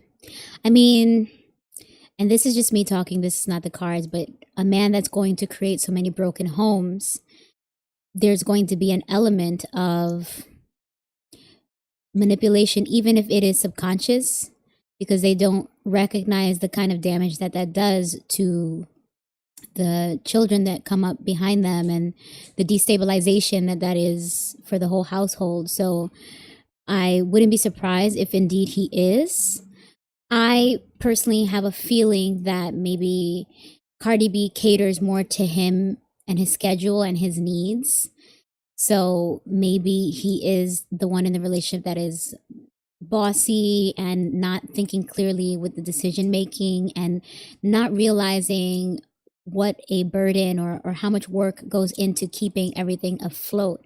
It feels like it may be a little more one-sided, like Cardi is the one that has to bear the brunt, that has to structure her life around his in order to try to create some normalcy, to create some peace and some ease. And that is usually not sustainable. So let's see where this reading is going. And by the way, thanks for coming back, Toby. It's really nice having you. I love having informed people in the audience while I'm reading because it's just great to have additional perspective sometimes in these readings, because it's fun, it's entertaining, and you're giving me energy and I'm able to reciprocate energetically. Now here we have the worst card to see in any love reading, in any relationship reading, and this is the second time that we're seeing this lover's card in reverse tonight. We just saw it in a previous reading that now I'm forgetting. Let me just scroll up and remember, who else did we read that is a couple? I think, was it Lady Gaga? Yeah. So it's not good news to see this card again. It indicates that they are not meant for each other. They're not soulmates. They're not destined. They're not harmonious in their union, in their love for each other. This is, again, for those of you just joining me, this is a reading on the energy between Cardi B and Stefon Diggs. So it doesn't seem that this will be a long-lasting, everlasting love, but I'm feeling like this is Cardi B's energy, like she's trying to make it work and she's trying to create peace and ease. But Stefon Diggs, the Sagittarius, represented here by the King of Wands in reverse, is stubborn. He may be a little difficult. He may be unrealistic and unappreciative of how much work goes into trying to maintain a high-profile relationship at the same time as raising kids and having a very demanding career. So that, as I said before, is not sustainable and it's not healthy and it will not last long term. That could be the reading right there, but I'll still pull out a few more cards for fun. But here we have the Six of Swords indicating victory. So this might be that Stefon wins something in his career as a football player, or Cardi B is very successful with her tour. Both of them are able to see success somewhere in their career. This is a positive card about victory, triumph, public recognition. This is public favor. This is very good brand or image. So it's always good to see this kind of card in a reading for people that are in entertainment, or in Stefon's case, an athlete. So this may indicate that while their love life may not be ideal, the prioritization of their work life may actually be fruitful or successful for them. So that's at least a positive. And then we have, oh, yikes, Ace of Swords. There's some dishonesty in the relationship or the energy somewhere, somehow, with this Ace of Swords reversed. Dishonesty, or someone's not thinking clearly enough to make good decisions. So bad decisions may be made. There may be a bit of chaos, anxiety, stress. And we are seeing that there was the effort being made to avoid stress, to avoid fighting, to create ease. But there may be a lot of confusion because of some dishonesty or some clouded judgment. So we haven't seen anything to indicate love. I would say that we are seeing trouble in paradise thus far. Ugh, never good to see the Three of Pentacles nor the Three of Cups in reverse, because it's just about people working against you instead of with you. Upright, the Three of Pentacles indicates teamwork and collaboration. But in reverse, people are working against you, not with you, not for you. So this could, once again, reveal extramarital affairs. Someone may be stepping out of the relationship, entertaining a third party or more than three parties. And this is contributing to this Lover's card in reverse, this disharmony in the relationship. So I would say that that's part of the dishonesty as well. And this, when I circle back to the Six of Wands, it's as if this is somewhat of a mask or a cover. for the problems in the relationship. So now that I'm seeing it side by side, it could be that they want to keep up a good image in public, but behind the scenes, it's, as I said in the intro, the background context that I gave, it's messy behind the scenes. There's lies, there's cheating, there's someone who is very irrational and easily irritated, perhaps even aggressive. There is elements of things being one-sided in this relationship, someone working really hard to keep the peace, which I feel like that may be Cardi B. And let's see what else. Oh, that's a good one, Toby. Yeah. Also, by the way, since the Three of Pentacles could indicate co-workers, it could have something to do with somebody someone's working with. That's a good point, Toby. So that's something to keep in the back of our minds. So if it's someone within the sports industry or someone within the music industry that one of them is having an affair with, then that's even more damaging, because it feels like, well, why are you doing it so close to home? As they say, well, I can't say the saying, but they say you don't blank where you eat. So, wait a minute. I did not expect to see this. This is the Four of Wands, and this indicates a happy home life, a happy personal life, stability, celebrations. This is marriage, celebrations, graduations, baby showers. This is a very pleasant and stable home life foundation or family.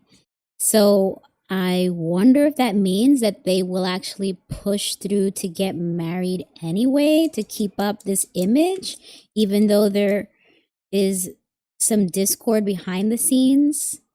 Let me look at what the bottom of the deck say, because that is kind of hard to believe. Oh, so maybe they're okay with someone having an additional party and extramarital affairs.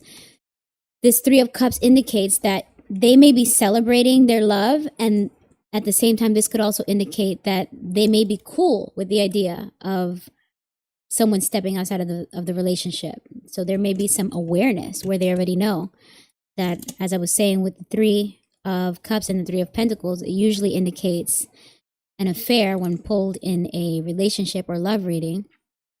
And because this is upright, it's as if they know already that, they may have already agreed to have an open relationship, and that's why they're okay with moving forward, so they can keep up appearances and project whatever image they want.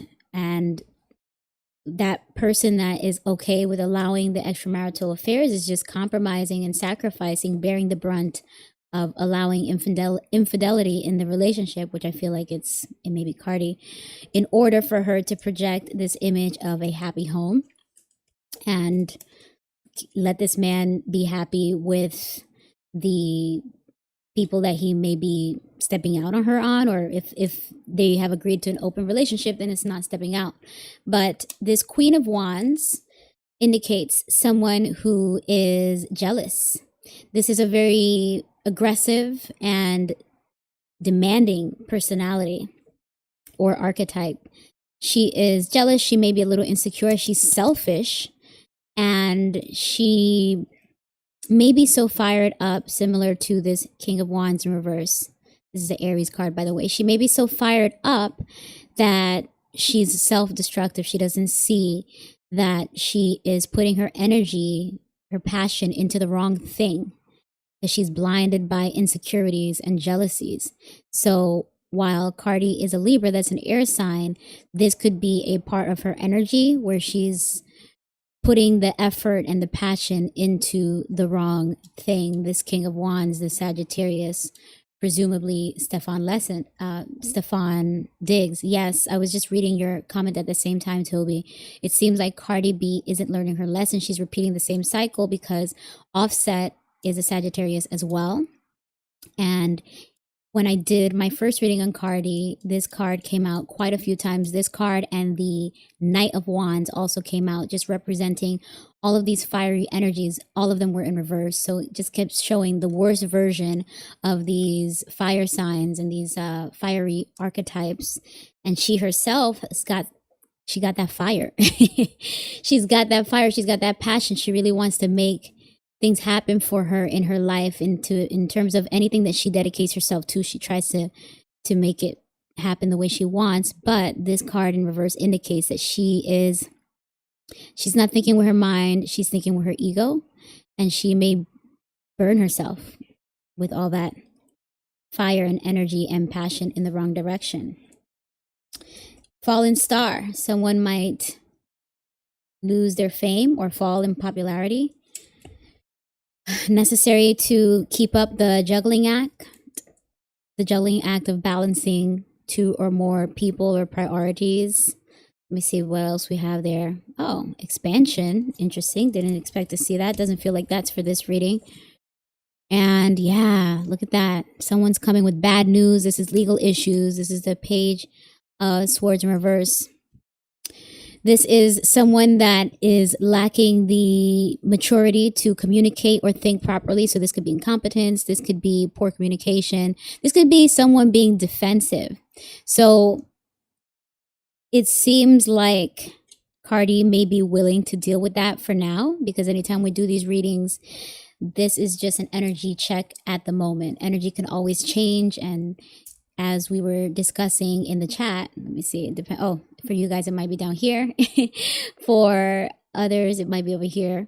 But as we were discussing in the chat, it just may be a matter of going through the trials and tribulations to learn that these are burdens that are too heavy to carry, or cycles that are too damaging to repeat, in order for one or both of them to change their approach to relationships, this relationship, or whatever they experience in the future.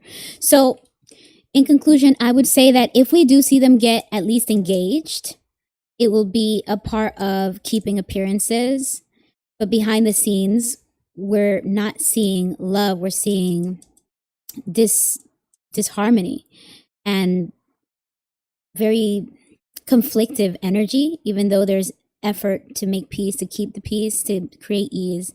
These strong-headed, fiery characters or archetypes are going to butt heads, and this is not sustainable. Agreeing to allow extramarital affairs, this open marriage approach, it's not sustainable, but also it might get out. Like, this could be a messenger sharing the bad news. It might get exposed, and that will contribute to this image, as I saw here, the fallen star. That might contribute to tarnishing the good face, the brave face that they're trying to put forth.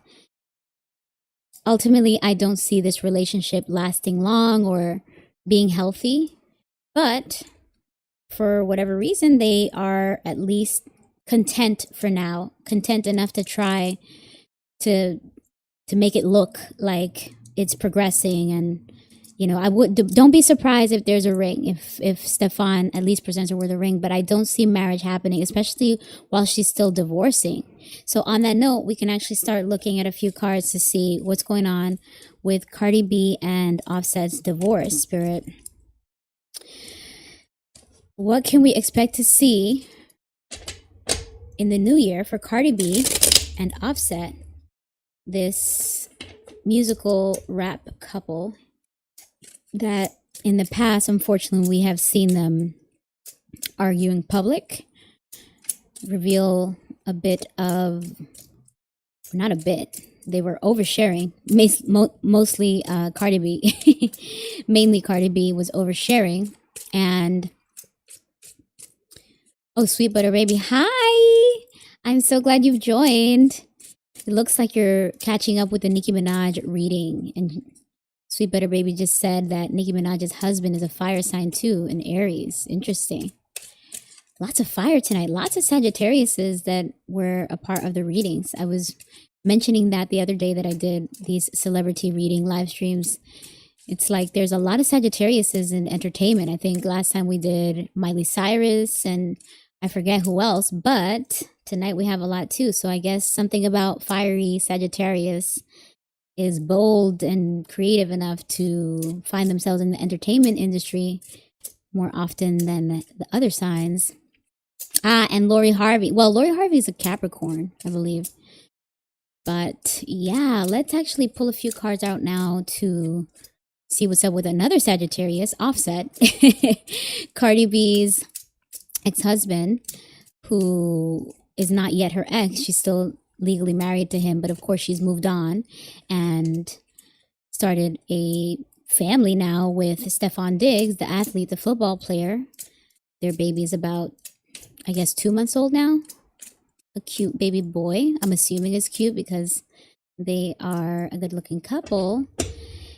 And we don't know the baby's name as yet, but if there's a baby, she certainly has moved on. And it seems like she's happy. Again, as we saw with that Six of Wands, the appearance, the image, the public perception is to recognize that, oh, you came up, you won, he's handsome, he's got more money, and look at how he is, publicly partnering with you versus Offset.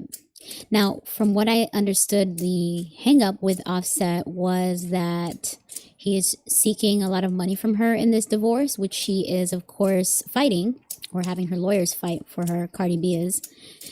So let's see where things stand. Let's see if they will actually finalize their divorce this year. If there will be a lot of money lost on one or both sides. Yeah, wow. Immediately we see this Ace of Pentacles, and if I think back to, I think my first Cardi B reading, we got a lot of cards in that reading indicating that she would have to pay out, and that's exactly what I'm seeing here again with this Ace of Pentacles card, indicating that usually this indicates a new financial opportunity, but I'm taking it to literally mean that she's handing over the coin. She's handing over the amount that he may be looking for, or an amount, not necessarily what he's looking for. She may just be doing whatever to get out of this, is what I'm seeing energetically with this Ace of Pentacles. So unfortunately, for the second or third time, I forget how many readings I've done on Cardi B thus far, but that is a reoccurring theme that I've seen consistently across all of them, is that they keep saying that she is probably going to have to pay a lot to get out of this divorce, unfortunately. Yeah, she doesn't have her heart in this. She just wants to move on. This is someone that is kind of clinging on in terms of the emotions. So there's codependency here. There's some neediness emotionally. And it feels like this is probably coming from Offset, where he's trying to get her where it hurts because he's trying to affect her emotionally.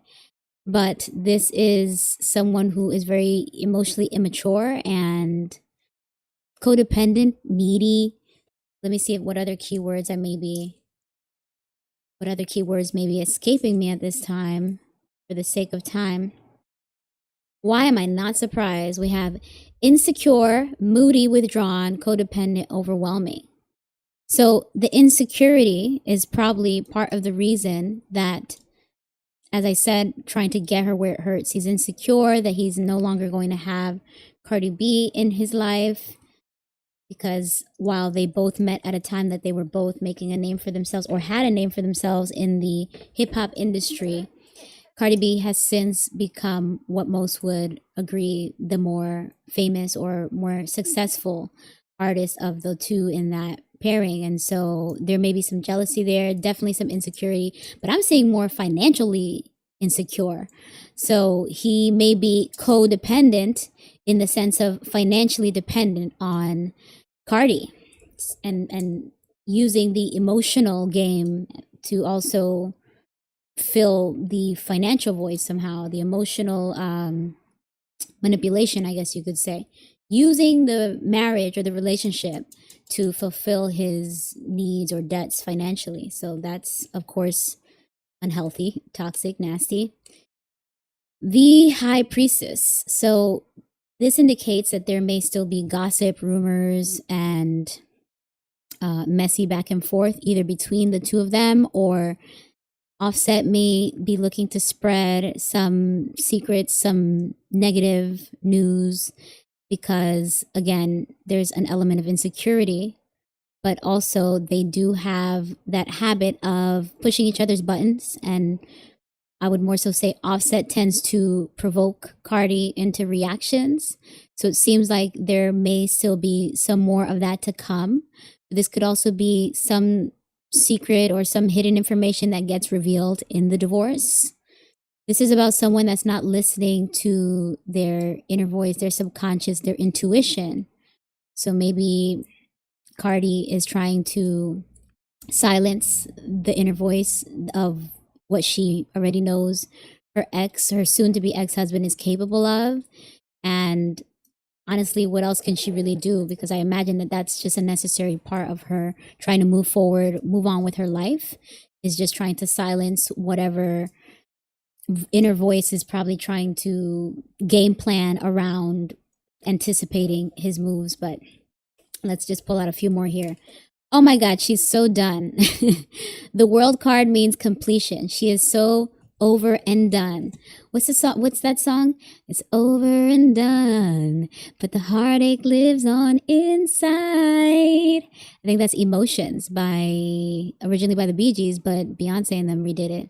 So the world card upright indicating a life cycle is completed. This is positive when it's upright. This could also indicate travel. This could also indicate an accomplishment. So I actually feel like, yes, the divorce will be finalized in 2026. And emotionally, this will be a accomplishment, a big relief for both parties. But for some reason, I'm just getting Cardi. Like, what a relief. It is done. It's over. I paid up. I'm not going to be emotionally manipulated by this guy anymore. I don't have to continue to watch my back and wonder and listen to the suspicions of my inner voice that are saying he's going to try to do this, he's going to try to that, he's going to try to come from this angle to get whatever money, or he's going to, release whatever gossip. It's over. It will be done. So that's actually a really good card to wrap that row up on. And I'll still pull out a few more, because anytime I've pulled out just 4 and then I'm content with the answer, I feel like I have enough information. When I start editing the clips, I'm like, I kind of wonder what I wish I pulled 4 more just to see what else there is. So that's what I'm doing. Yeah. And it's going to be done. They'll be divorced, and they will not get back together. So they will not expand their family any further. They will not reconnect and redevelop a friendship. Offset and Cardi B will be done for good. So this 3 of Wands reversed indicates that there is a delay, blockage, or obstacle, some sort of obstruction preventing, in this case, a couple from progressing, from scaling up, from further developing or expanding upon their relationship, because the 3 of Wands upright is about expansion. So because this is following the world card, this indicates that it's a wrap. It's definitely, not only is it done, but it will not be revived. Like, they have their 3 kids already, 1, 2, 3. They will not have any more. They will not reconnect. I know that was one of the rumors or suspicions or expectations when Cardi B filed for divorce this time, because she filed before or she threatened to file, and then they reconciled, and that was a cycle or a pattern that we had seen this couple repeat for quite a few years. I believe she was with him for about 7 years. They have 3 kids, Cardi B and Offset do. And because of the many times that she had forgiven him and gotten back with him despite his very flagrant and disrespectful public cheating and whatever other provocative or manipulative tactics he displayed with her behind the scenes or amongst people in their industry, all of that finally drove her to look for this divorce and really move forward with this time. So this is just to kind of answer to those people that had suspected that at some point she might go back to him because of that habit or pattern that she had in the past. This is a definitive no, she will not. She's done for good. I mean, she's moved on and had a baby with another man who Offset happened to admire, because remember, Offset is a rapper. Stefon Diggs is a football player, a athlete. I believe he's good. I don't know if he's won any of the awards, but from what I understand, he's young, he's fit, and he is on one of the better teams, I think.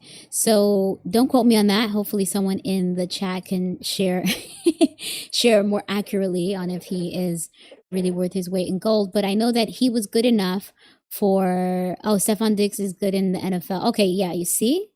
I have such an informed audience. I love you guys for that. Thanks. So yeah, he's good in his job as a football player, and what's his name? Offset at some point really admired him, and now his wife is with him. So that's got to be a bit of a dig, right? A bit of a burn. Let's see what else we have here. Emotional immaturity. Why am I not surprised? One or both of the people in that relationship may be emotionally immature. I'm also going to pull out additional keywords here.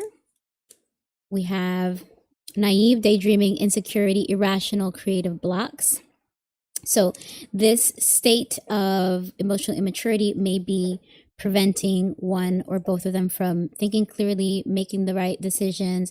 But what I just got from this is, after this relationship, the creative blocks portion. So Offset may not return to the level of success that he had once had musically, that he once achieved.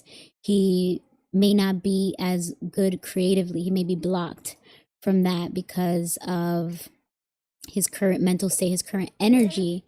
And there is still some work that he has to do within himself. Although, if we're being honest, I mean, I would think that there are many people in the hip hop and rap industry that could use a lot of self-work, inner work, to avoid being emotionally immature. So it's not to say that just because you're emotionally mature, you cannot be successful in that industry. I think it's more so trying to say that his emotions will be impacted from this divorce, this relationship, especially since he is financially in need, indicating that his existing IP or whatever creative assets he has as a musician must not be substantial enough for his financial obligations. So this will actually be more of an issue than it seems, in terms of, on its own, this card is not that big of a deal, but in the bigger scheme of things, this might actually be a big blockage for him in his career and finances. So let's see what the last two cards are. I actually want to take a quick peek at the bottom. Yeah. Look at that. Fears and anxieties, moving on from something regrettably, with this moon card first. Fears, anxieties, illusions. And so what I'm getting from this is, instead of illusions, I'm hearing delusions. So there may be some delusion from one or both of them about what their future holds. I'm again feeling like this is Offset. Maybe he is with the delusion that he can get more from this divorce than he's really entitled to, or than what's really realistic. He may have a delusion that he can return to a certain level in his career, as we were just talking about on this Page of Cups in reverse. And he may also feel like, sorry, I just got distracted because it just said that one of my cameras is dying. So I'm going to have to pause to plug that in. But just to finish this reading, we have fears, anxieties, illusions. Someone's not seeing things clearly. Someone is thinking that their future maybe has more or better to hold than it really does in reality. And ultimately, that will require, with this Six of Swords, that will require that person to move on from something regrettably. So I'm feeling the energy of defeat and disappointment and regret coming from Offset. Like, he's moving on not only from the relationship once the divorce is done, realizing that I can never go back, we will never be able to rekindle, because, you know, she's not playing this time, she's so serious, she's really moved on already. He regrets the way that all unfolded, but also in his career, it seems like he's going to have to move on into either a different approach to his music or something else with business. Hello, sweet butter baby. Yes, we did Blake and Justin. Good night. Bye, Toby. Thank you. Thank you for joining me. So here we have this final card in this Cardi B and Offset reading just to see where things stand with their divorce for those of you just joining. And as we've concluded, the divorce will happen. Cardi B most likely will have to pay out a pretty penny to in order to allow herself to break free from this, because it seems like she's really over it and wants to just complete this chapter in her life. But Offset will be left feeling regrets, having to move on from this, thinking that, you know, I thought that she wouldn't call my bluff. I thought that I would be able to revisit that at any time because of all the time she gave me chances in the past.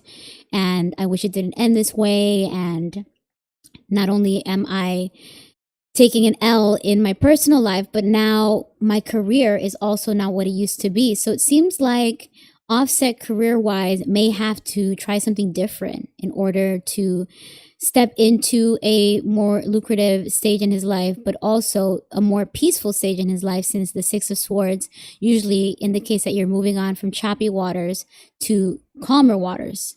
So all around there will be transitions. You can also consider this to literally mean travel. Some people, I've seen some readers interpret that to mean travel. The world card definitely can mean travel, world tour. So Cardi B will be able to put this divorce or this marriage behind her via divorce. The divorce will be complete. She will also do her world tour.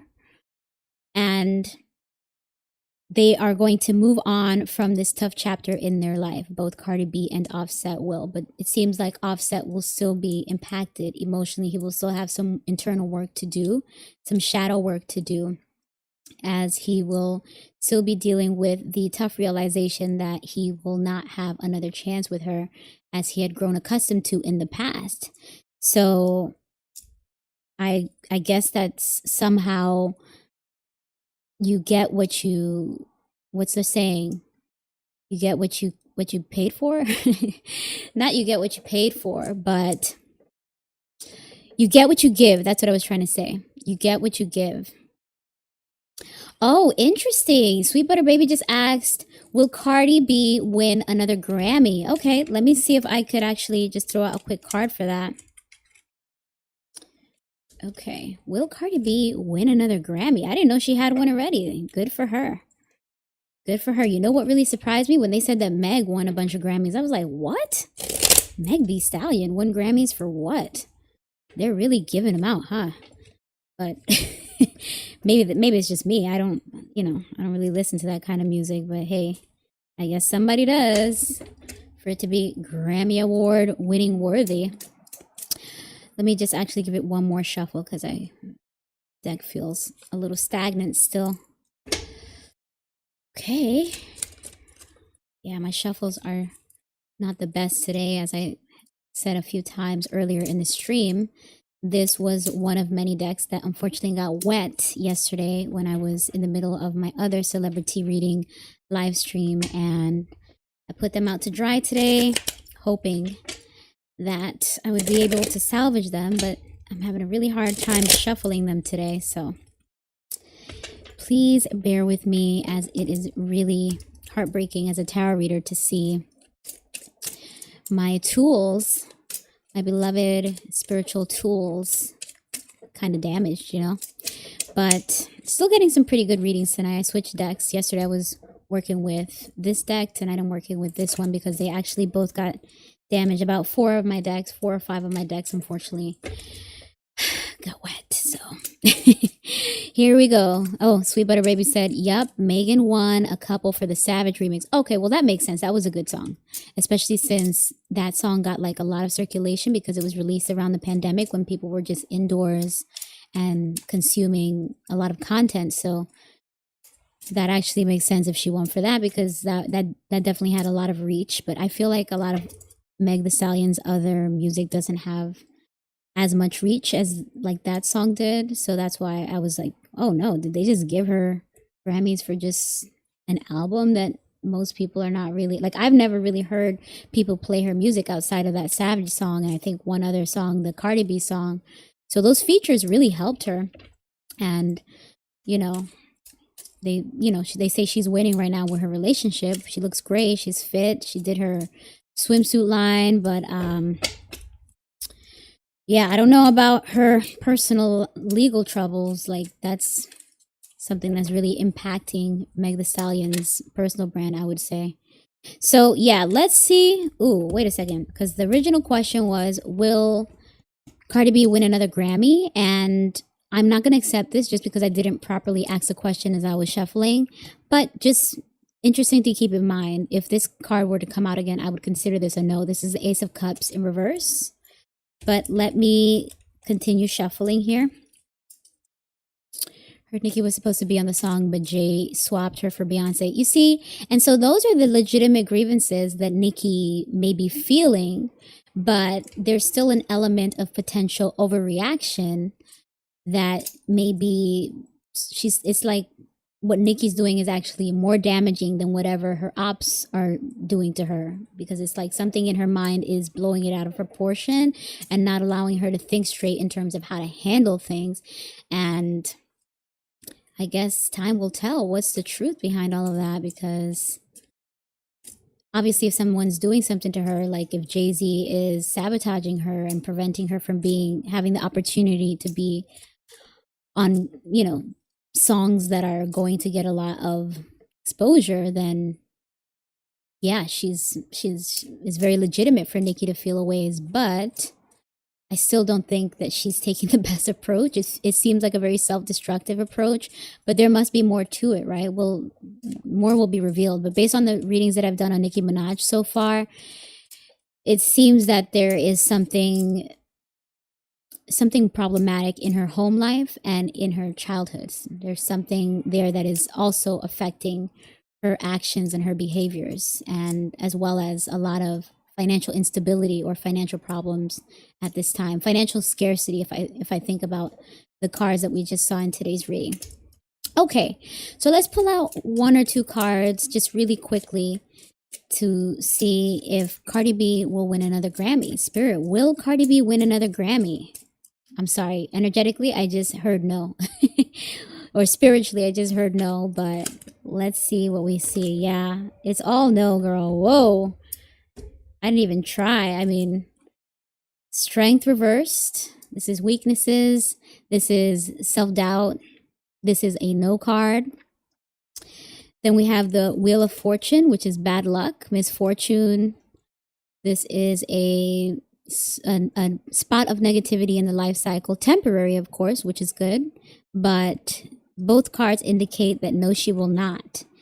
And I would also go on to say, in my personal opinion, just because Sweet Butter Baby, as you were saying in the comments, something about how Jay-Z was able to block what's her name, block Nicki from being on a successful song. That's just a representation of what happens often in the industry. They pick favorites. And so I'm assuming that is something that Cardi B may experience as well, if she hasn't already.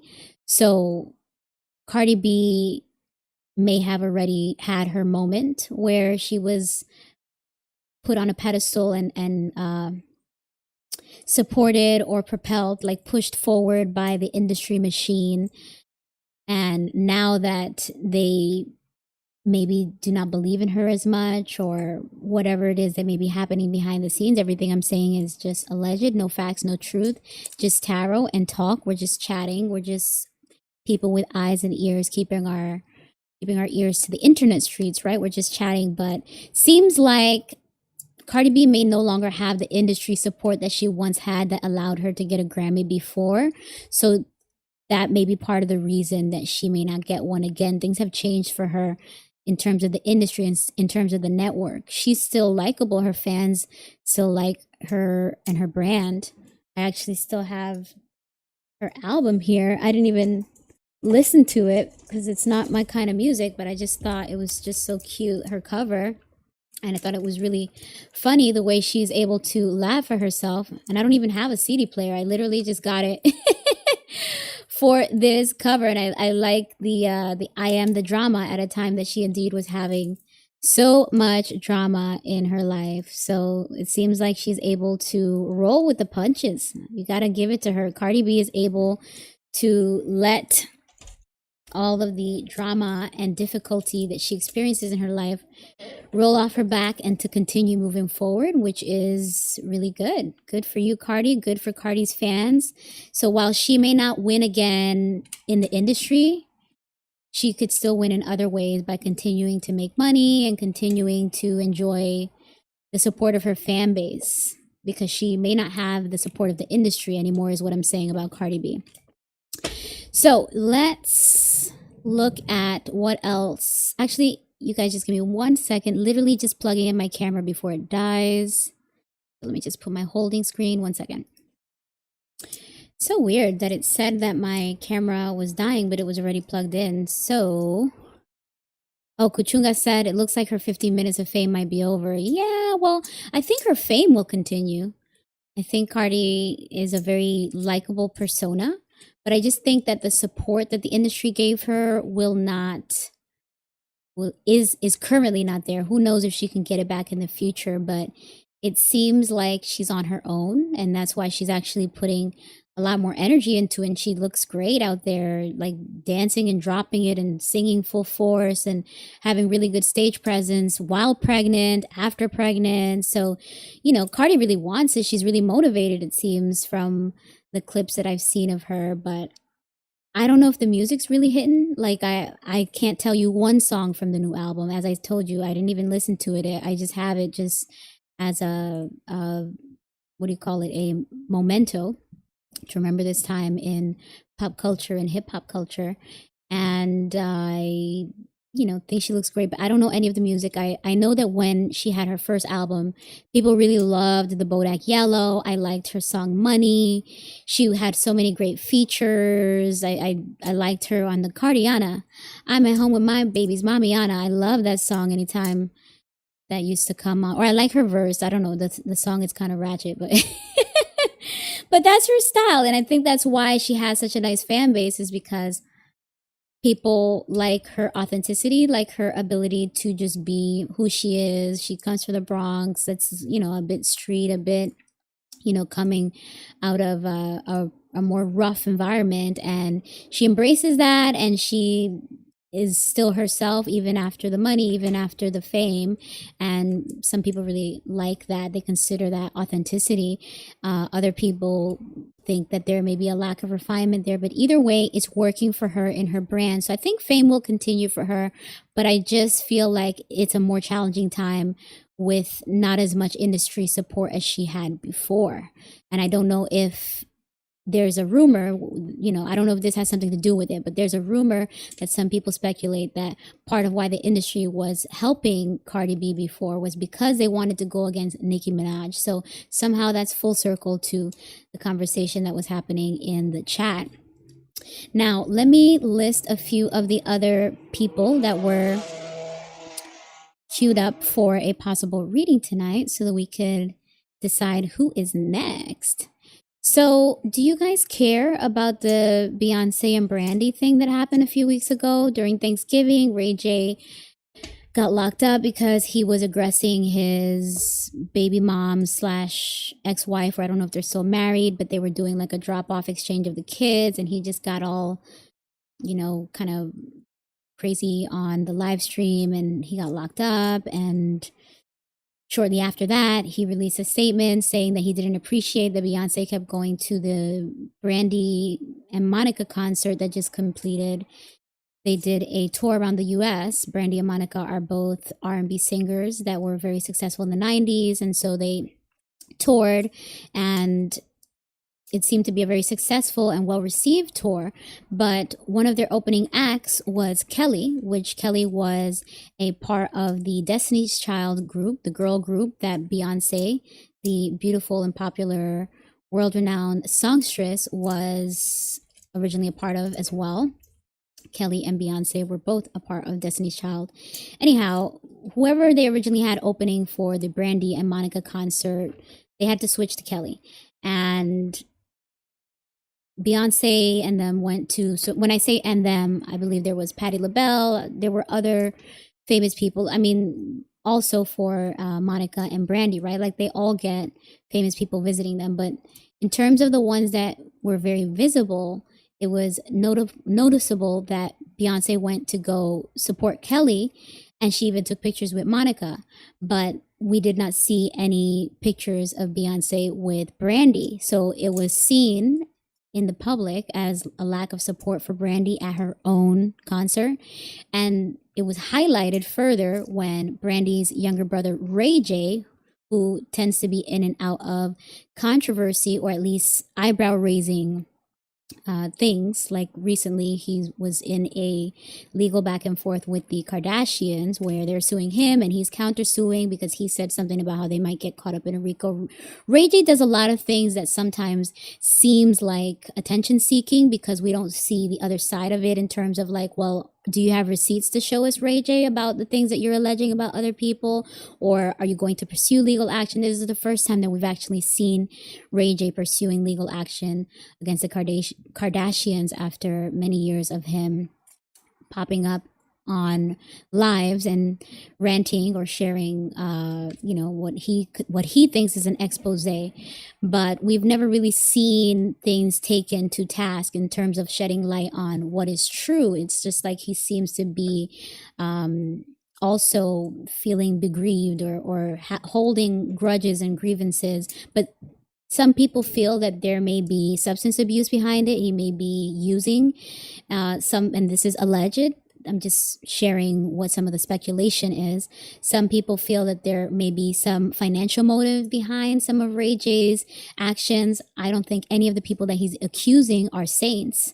We know that the Kardashians seem to be very dedicated and maybe even ruthless about their pursuit of fame at all costs. So I don't doubt that there may be something there, but it seems like what he does is kind of shoot himself in the foot with his mouth. A lot of people, exactly. Sweet Butter Baby just said that she doesn't trust Ray J. A lot of people are very doubtful when he starts sharing because there may be some truth to what he's saying, but the delivery and his track record kind of overwhelms that in terms of whatever potential truth he may be trying to expose. But anyway, that background was just to say that Ray J, Brandy's younger brother, is controversial. So when he says things, people kind of take it with a grain of salt. And so when he, shortly after being arrested around Thanksgiving for aggressing his baby mama / wife / ex-wife, I don't know where they stand, he starts talking about how I don't appreciate Beyonce. I think he even mentioned Jay-Z, which I didn't see Jay-Z in the pictures, but he definitely said Beyonce. I don't appreciate how you guys are going to my sister's concert and you're not showing love. And I'm speaking as Ray J now. He was like, well, we love you. And, I just want to make sure that when you come, you show that same love back or something. So he was basically calling out Beyonce for what many people noticed was that you're at Brandy's concert, but you're not taking any pictures with her, or we're not seeing any visibility. We're not seeing any love. We're not seeing any, like baseline respect and politeness if you're at someone else's concert, which was further amplified or magnified when there was a video clip that circulated of Beyonce dodging out of the way when Brandy's, traversing the backstage to go from A to point B. And it seemed like she was trying to rush out of the way to not be seen, to not have a moment to have to encounter and talk to Brandy. So that's when there was a whole online burst of chatter about, hey, what's going on between Beyonce and Brandy? Is there beef there? Is there smoke? Is there history that we didn't realize? And then we also saw something released in the past, like a video clip where Brandy was asked about Beyonce's bow down. You know what? Can I say that on YouTube? Well, I'm going to just say it. And then, if there's an issue, I'll just cut it out later. But Beyonce's song, Bow Down Bitches, there's a song that she basically is bigging herself up, and some people interpreted it as her perhaps saying that she may be better than other people in the industry. Other people felt like she was just more so saying to her haters, Beyonce saying to her haters, don't think that I'm out the game just because I had a kid. Bow down bitches, in terms of like, I'm still the queen. So either way, there was an air of arrogance on that song from many years ago. I think that was around the time that she released the album 4, Beyonce did. And there was a clip that recently circulated of Brandy where she was asked, what does she feel about that song? And I think the answer was something along the lines of how she just felt like it wasn't really necessary, or it wasn't really nice. Something about how she pretty much didn't really like the energy or the vibe of that song, that it felt like it was, you know, a shot at other girls in the industry.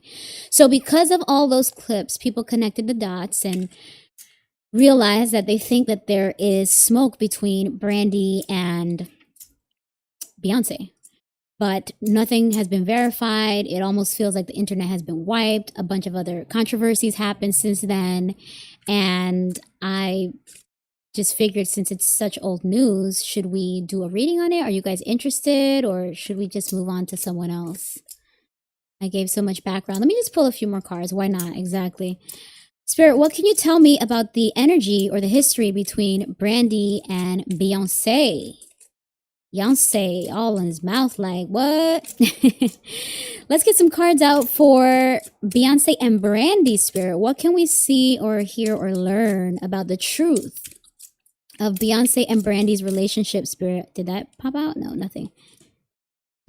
Indifferent, disinterested, interesting. Well, I don't know if that for sure popped out, so let's keep going. Spirit, let's get some cards out for the truth of the relationship between Beyonce and Brandy. Why did Beyonce duck her like that? Was that shade? Was that... What? Okay, I can't make this up. That's why I have it set up for you all to see me shuffle, because for this to pop out again after it just halfway popped out. So this is certainly a message from Spirit. This is the 4 of Cups. This is disinterested. So they are disinterested in a relationship with each other. Is this Beyonce disinterested in Brandy, or Brandy disinterested in Beyonce? Yikes. Either way, that indicates that I'm good. I don't need more of what that one has to offer. See, with the 4 of Cups, you have a man that's in contemplation, that's unsatisfied with what emotional experience they've already had. And so they don't want any more of what this person has to offer. I'm good. That's what this card says. I'm good. I may even be bored. Like, no, thank you. No more of that. Whoa. Completion. I'm done with that. It's over and done. Same song. Same song is coming back to me. So, yep, I'm good. That's exactly the energy that I'm getting from that. Then we have, wow, I mean, back-to-back cards indicating someone is not emotionally available and definitely not emotionally interested in this relationship. With this Page of Cups, we're getting emotional immaturity. So someone may be petty, sassy, jealous, insecure. We just pulled this card out, but I'm drawing blanks tonight, so that's why I just keep deferring to my note cards, because it's faster to just remind myself what exactly it is. Yeah. Emotional immaturity, naive, daydreaming, emotional immaturity, naive, daydreaming, insecurity, irrational, creative blocks. Yikes. So when I hear creative blocks in this context, I'm thinking, did one of them maybe block the other from opportunities in the creative industry and the entertainment industry? And that's part of the reason that it's like, yeah, I'm good on you. I don't want anything else to do with you. Or creative blocks, emotional immaturity. I don't like what you did. I heard, I don't like what you did. Is this something with Kelly? Was Kelly blocked on something? Let's pull out a few more cards. Oh my gosh. Yes. Did they isolate Kelly? This is the Hermit card. This indicates someone that was isolated, but to the point where it starts to feel lonely. But when I put it in the context of this, it's as if someone was forced into being on their own island. Someone was isolated and wants to come out, wants to get more shine. So maybe, I wonder what this means. Like maybe they left Kelly out of something, and so that's part of why Beyonce doesn't want anything to do with Brandy. Maybe I'm good on her because Beyonce is the one that was running away, but she definitely was present for Kelly. Or it could mean that she just saw that our girl Kelly seems alone in terms of we're not seeing enough pictures with Kelly, which I thought that Kelly was very visible on social media throughout that tour. But it seems like something about them wanting to support Kelly and maybe turned off with Brandy. Interesting. Oh, world tour. Setting her up for the world tour so that she's not alone. I'm getting different messages here. Interesting. I'm putting it all out there so that hopefully by the end of this we can connect the dots and figure out the message. But there's actually more here than what I thought we'd see. So I'm kind of glad that I did this reading. Knight of Cups. This is another card that we're seeing repeat tonight. But this indicates someone that's manipulative. They're not trustworthy. They're very disappointing. They may also be insecure. And I know that this is another card that I took out earlier, but I am again not going to stress my brains out with those little nitty-gritty details today because I just want to get to it. And I want to make sure I'm not missing any important information. So yeah, manipulative, disappointing, untrustworthy, jealous, unreliable. Wait a second, who's jealous? Jealous, unreliable, untrustworthy, can't be trusted. It feels like energetically, I don't know why I'm getting this, but it feels like something was done to Kelly to, I don't want to fully say ice her out, but to leave her out, have Kelly on her own island, like over there. And maybe that's why Beyonce felt the need to come in and support my girl.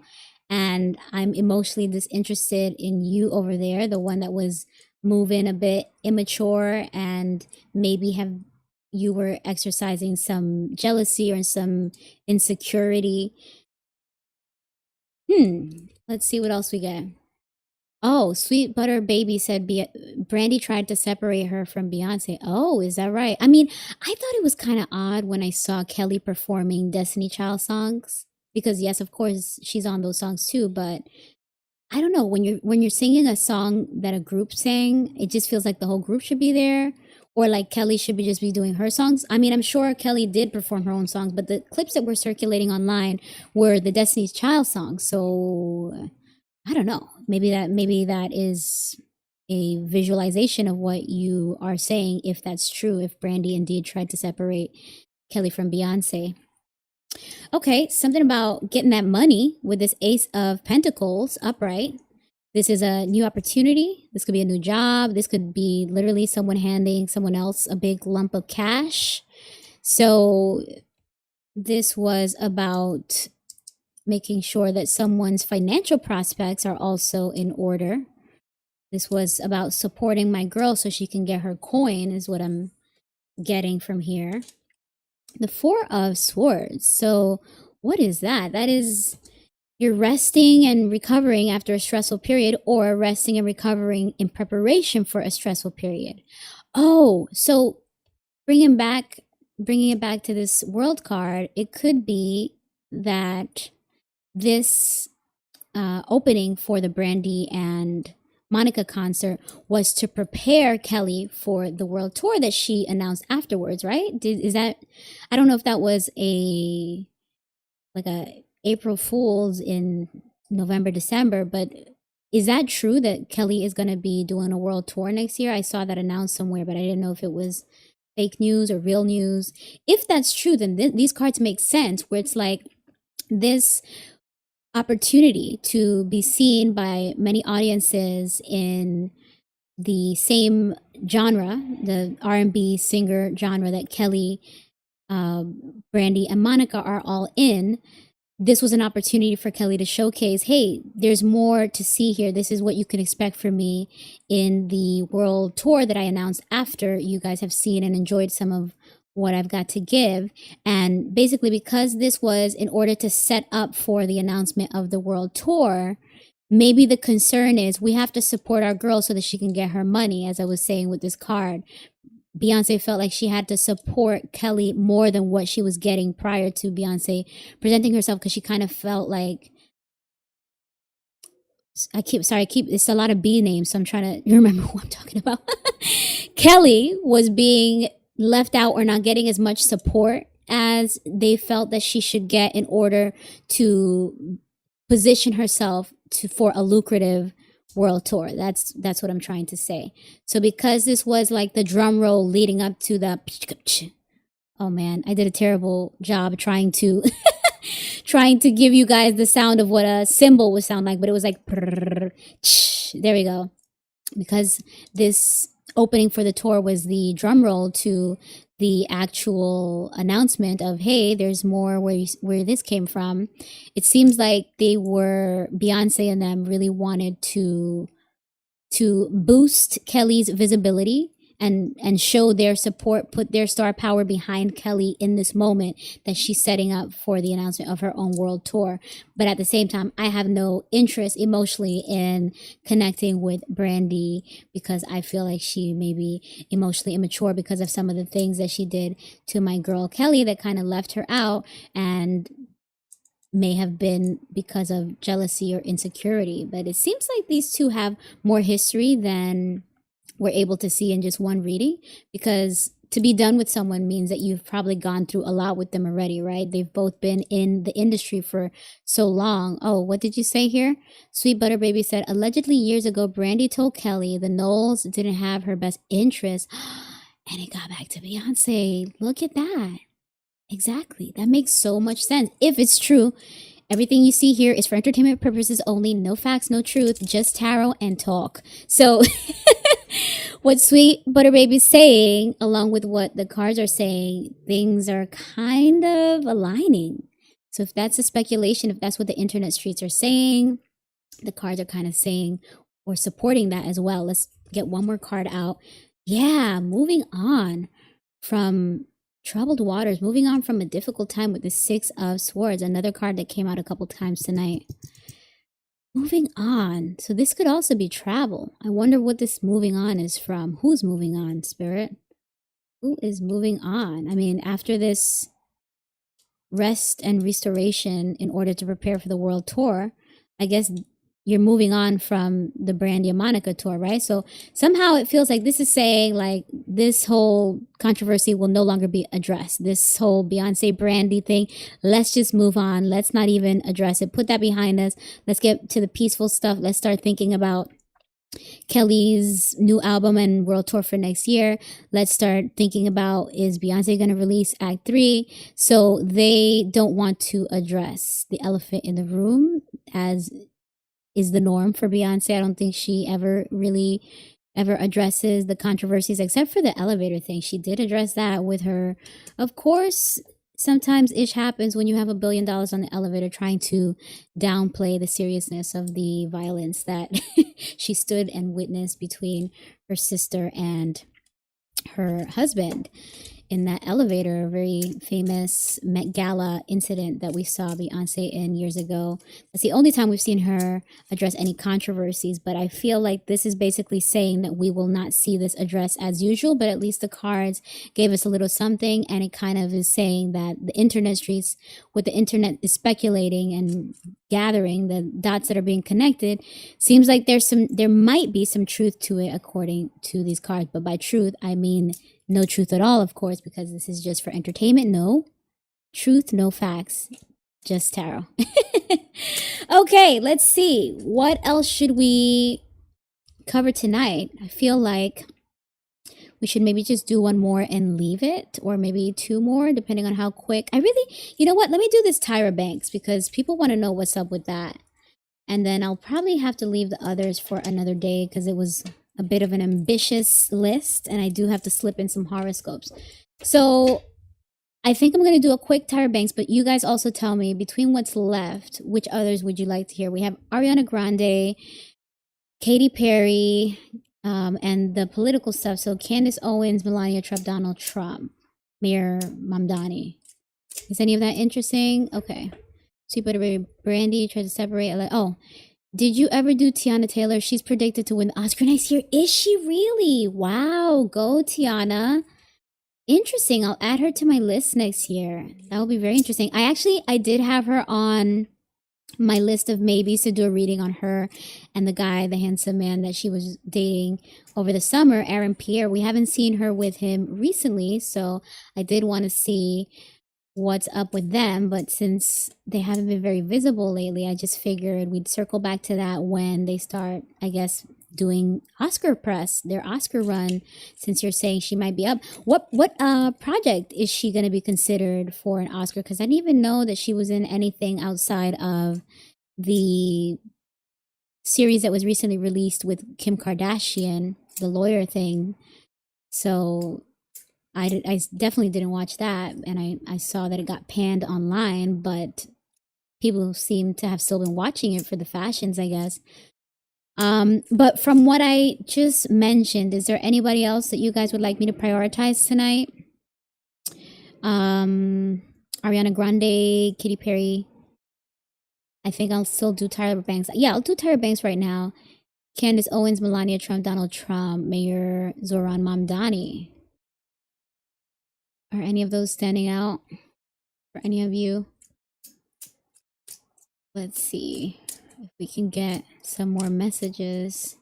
Well, while you guys figure out if any of those are appealing to include in tonight's celebrity reading live stream, I will at least advance with this Tyra Banks reading. So Tyra Banks is 52. She is also a Sagittarius. Remember, this is a lot of Sagittariuses in the recent readings I've been doing by coincidence. Her birthday was on December 4th, the same day as Jay-Z. So Tyra Banks, she is a supermodel that was at the height of the supermodel craze in the 90s. And she went on to have success in media, broadcasting. So we saw that she had a very successful reality show, very successful, very controversial reality TV show that was called America's Next Top Models.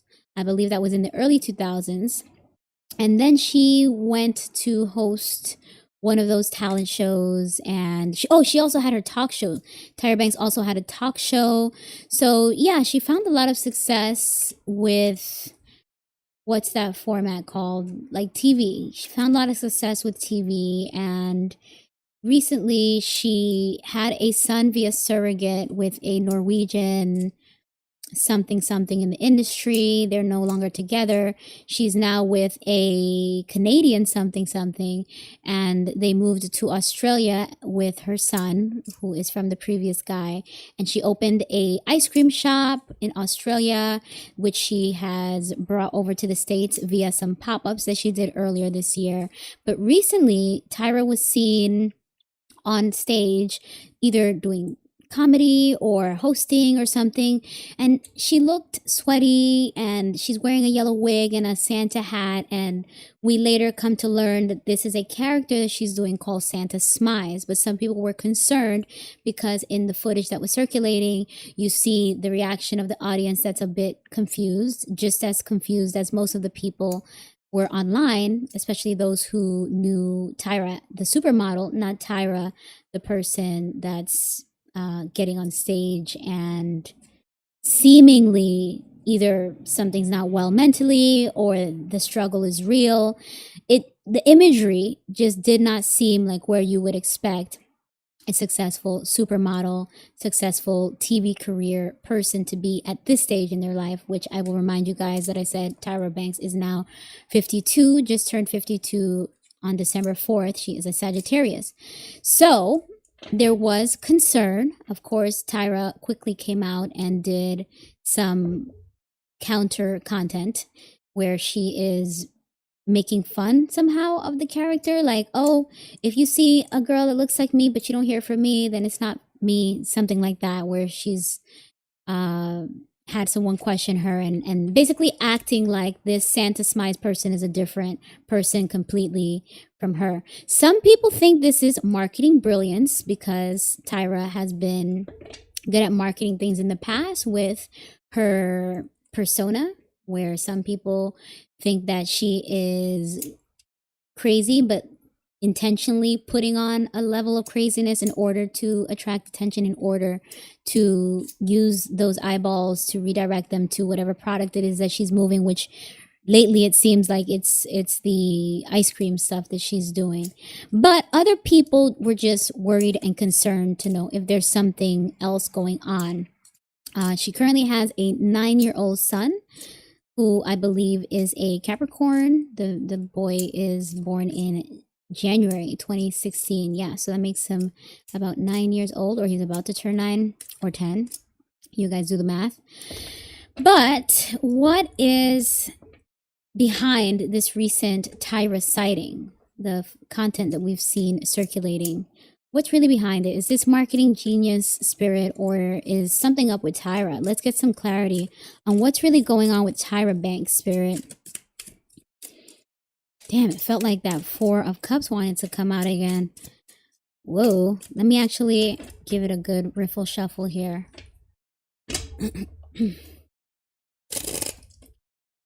Yeah. Having a hard time shuffling because the cards are so stiff now since they got wet yesterday. Okay.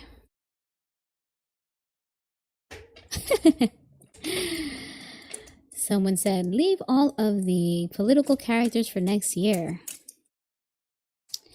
Yeah, we might have no choice because I need to keep some of my energy for the horoscopes. I owe everyone horoscopes to finish off because I only got halfway through. So let's get through this Tyra Banks reading, spirit. What can you tell me about Tyra Banks? What's up with her recent antics? Is this just a marketing ploy? Is this a marketing scheme? Is this a strategy for her to market her products, which I believe she's calling her character Santa Smize in order to redirect people to her ice cream, which is also called Smize. Smize and a Dream, her ice cream shop in Australia, in Sydney.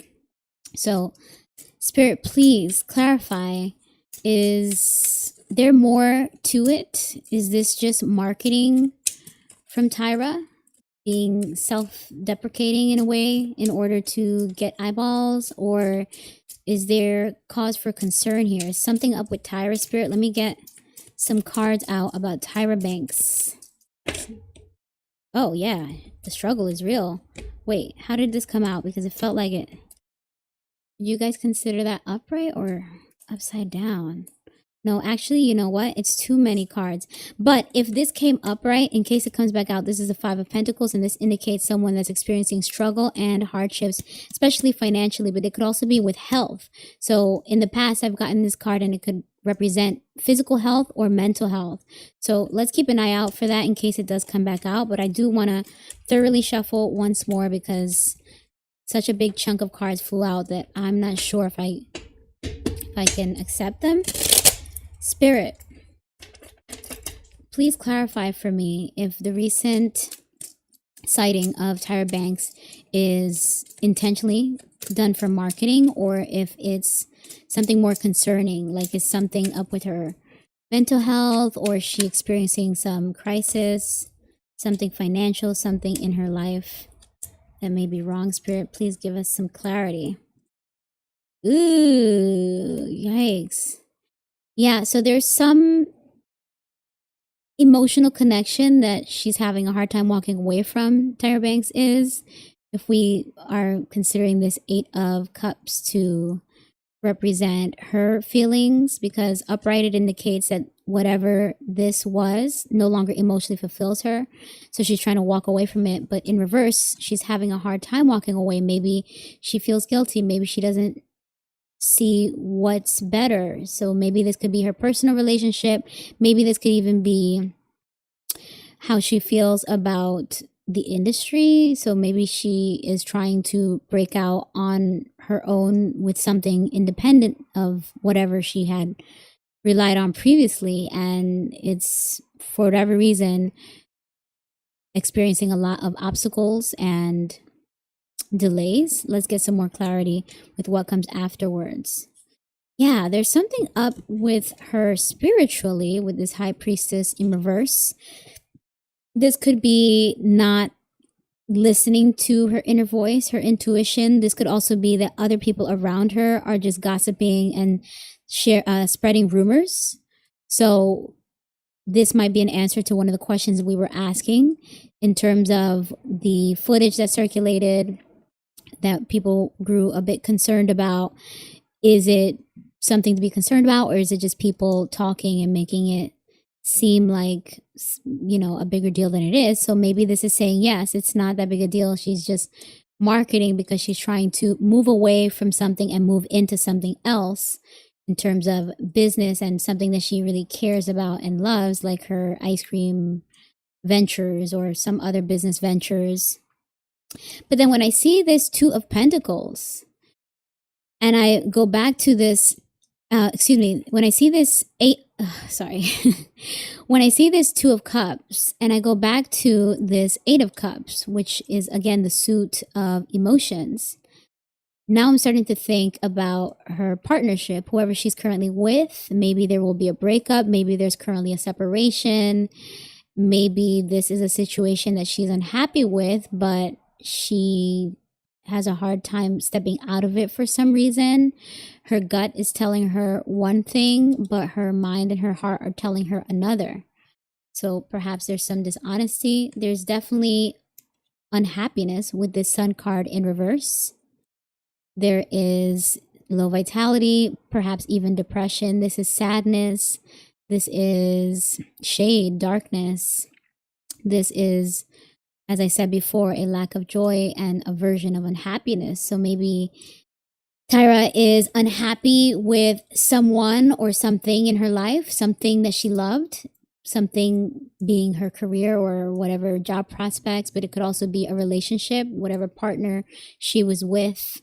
It's affecting her mental health. Perhaps this is all alleged. This reading is for entertainment purposes only, no facts, no truth, just tarot. But perhaps something in her personal life or something about the goals and the things that she loved is affecting her decisions, because behind it there is some sadness.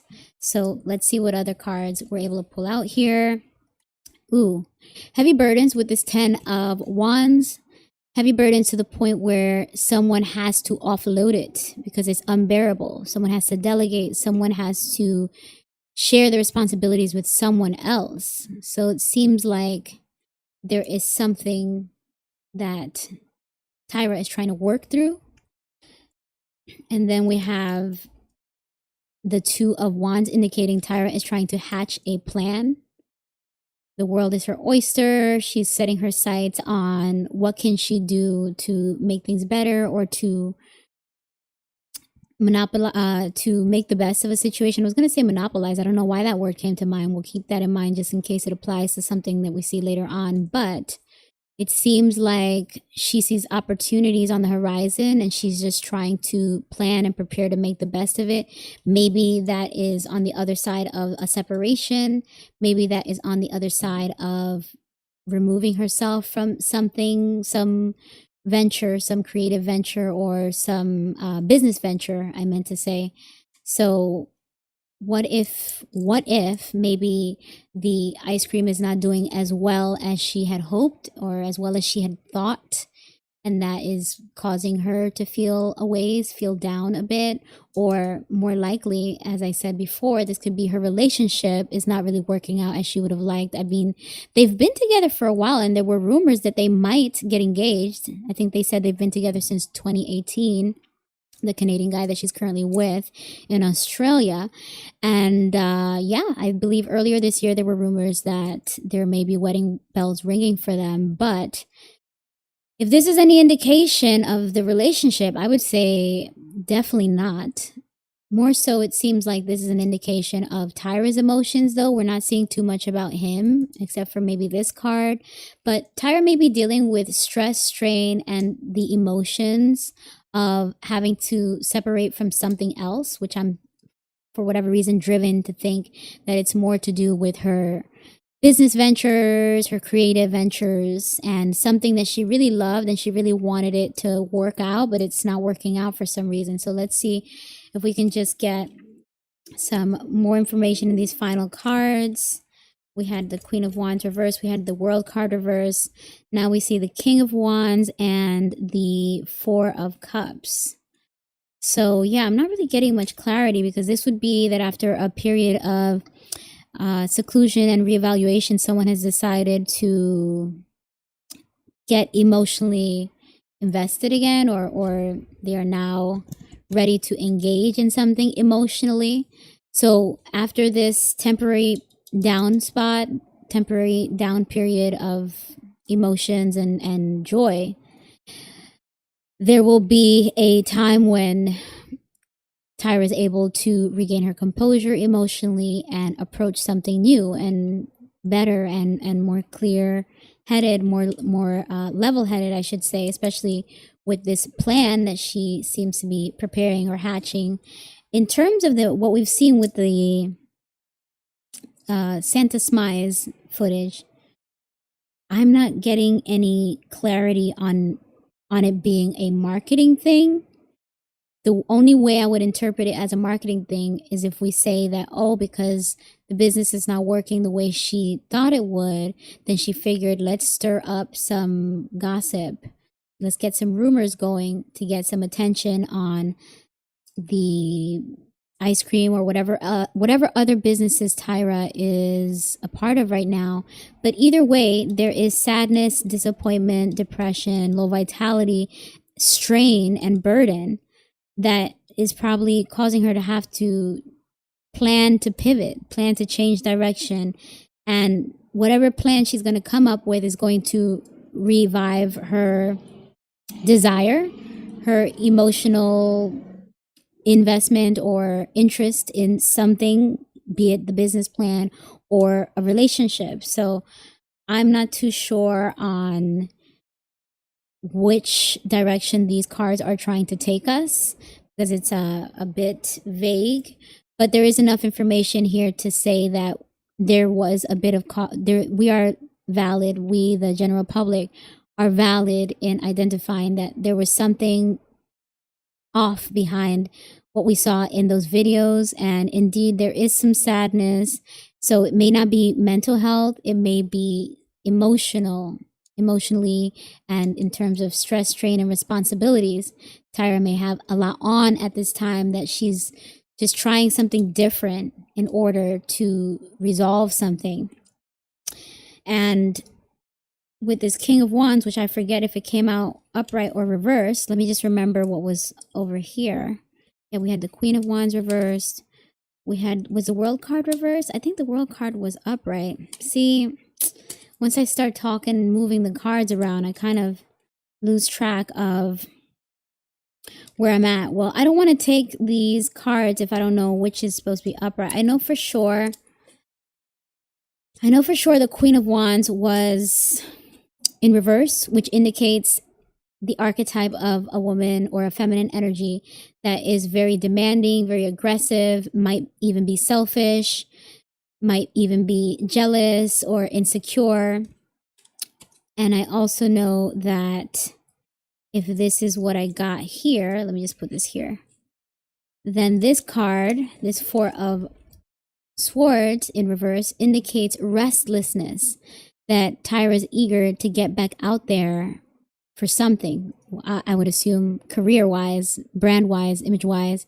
But this restlessness means that she is perhaps tired of laying low with, again, her brand, her image, and is trying to get something started for herself again. So, okay, since we're ending on that note, we can just consider this reading to confirm some of what we asked in the beginning, that yes, indeed, behind it all is something to do with Tyra's career ambitions or business ventures, but there is some sadness or disappointment behind it as well. So let's hope that Tyra is able to work through all of that, and perhaps we'll get some clarity. Hopefully it's not a breakup, but if it is a breakup, hopefully it's for the best. Hopefully it's wait a second, what? As I said breakup, I look down and I see the Three of Swords, but it's in reverse. So it's recovering from a breakup. It's entering the spirit of forgiveness after a breakup. So this could be, again, a breakup with her partner or a separation from something that she really cared about, a passion project, a business venture, but also, yes, someone that she was in a relationship with. Time will tell, but either way, at least she will end up better off. It seems like she will be able to start the healing and the recovery once she sheds whatever this thing is or whoever this is, and she'll be able to enter the sunny days, the sunnier time, especially since she's in the down under, the sunny Australia. It is quite nice there. I've been there before. So, all right. Shall we leave the rest for another day? Is there anyone on the live stream that was eager to see any of the other readings that I had planned for tonight? Because I don't mind slipping one more in, but I also want to jump off and conclude my horoscope readings before I get too tired and too drained. So if there's anyone that would like to hear a reading on Ariana Grande, Katy Perry, who else do we have here? Candace Owens, the Trumps, or Mayor Mamdani, speak now or forever hold your peace. Otherwise, I will come back at you with all of that next year. You know what? I do want to throw out a few cards for Mayor Mamdani because he is the upcoming mayor-elect for New York City. But for whatever reason, the whole country was paying attention to that election of the state. For those of you that are not from the U.S., the U.S. is made of 50 different states, and a mayoral race is a race for someone that's going to run a city. So it's very local. So for some reason, this local election got the attention of the nation. People that have nothing to do with that jurisdiction or that region, that have no way to vote to influence that election, were very invested and vocal about Mayor Mamdani stepping into power in New York City, because New York City, some people treat it as the capital of the world, but especially of America, of USA. It's not legitimately the capital, of course. I think that's Washington, D.C. But New York is the capital in terms of the love that people have for New York in this country and abroad as well. People love to visit New York. There's just a lot of romanticization, but also favor and excitement around anything to do with New York. So this mayoral race, for whatever reason, was not an exception. It got so much attention, and it got, I guess somehow people felt like whatever the outcome of that race was also going to be a sign for how people are feeling about the current presidency and what could be expected in other local races, which indeed, after Zohran Mamdani was voted into becoming the mayor-elect to take office in New York City at the start of next year, January 1st, 2021, they say that that was the start of somewhat of a blue wave. We heard that Miami got their first Democratic mayor as well for the first time in 30 years. Let me look at my notes to make sure that's accurate. Yeah. Miami just elected their first Democratic mayor in almost 30 years. Now, while political people are constantly looking for trends to project or speculate what's to come, how are people going to vote in the future based off of these smaller elections, there's also the reality of the people that actually need to serve. It's not just about voting for a side, voting for a team, choosing a gang, and just thinking that getting someone in is doing the work. The work actually has to be done. And the work that Mamdani claims to have been wanting to do, his agenda is about focusing on affordable housing for New Yorkers, and I forget what else because I'm not in that election. So he wants to do things that people find to be radical, but also very helpful for the people in need. He is, as I said before, part of the blue wave. So I guess that means he is Democratic. In the US, there's Democrats, Republicans, and moderates or independents in between. So because his agenda is blue or Democratic leaning, he did meet with President Trump, and to many's surprise, he had a very pleasant and respectful, it seemed like a respectful and mature exchange during a press run that they had. Not a run, they had the press attend the room. I don't know if that's the Oval Office, with President Trump and Mamdani both expressing that they're looking forward to working together, which is a great sign to see that kind of cooperation from people that are stepping into power or already in power, just being ready and willing to work with each other, especially since President Trump at one point was a citizen of New York City. So, and he actually is from here, who's born here. So while there may often be a lot of turbulence, chaos, and concern in politics, that was one of the positives that we did see, even if it was for show. Of course, time will tell once we actually see Mamdani take power and see if indeed President Trump is working to assist him or hinder and block him. But one other politician that some New Yorkers speculate may be working against Mamdani is the current mayor, incumbent mayor Eric Adams. So Eric Adams, they say, may be trying to set up Mamdani to fail because he has issued a few executive orders within these last few days of him holding that position as mayor of New York City.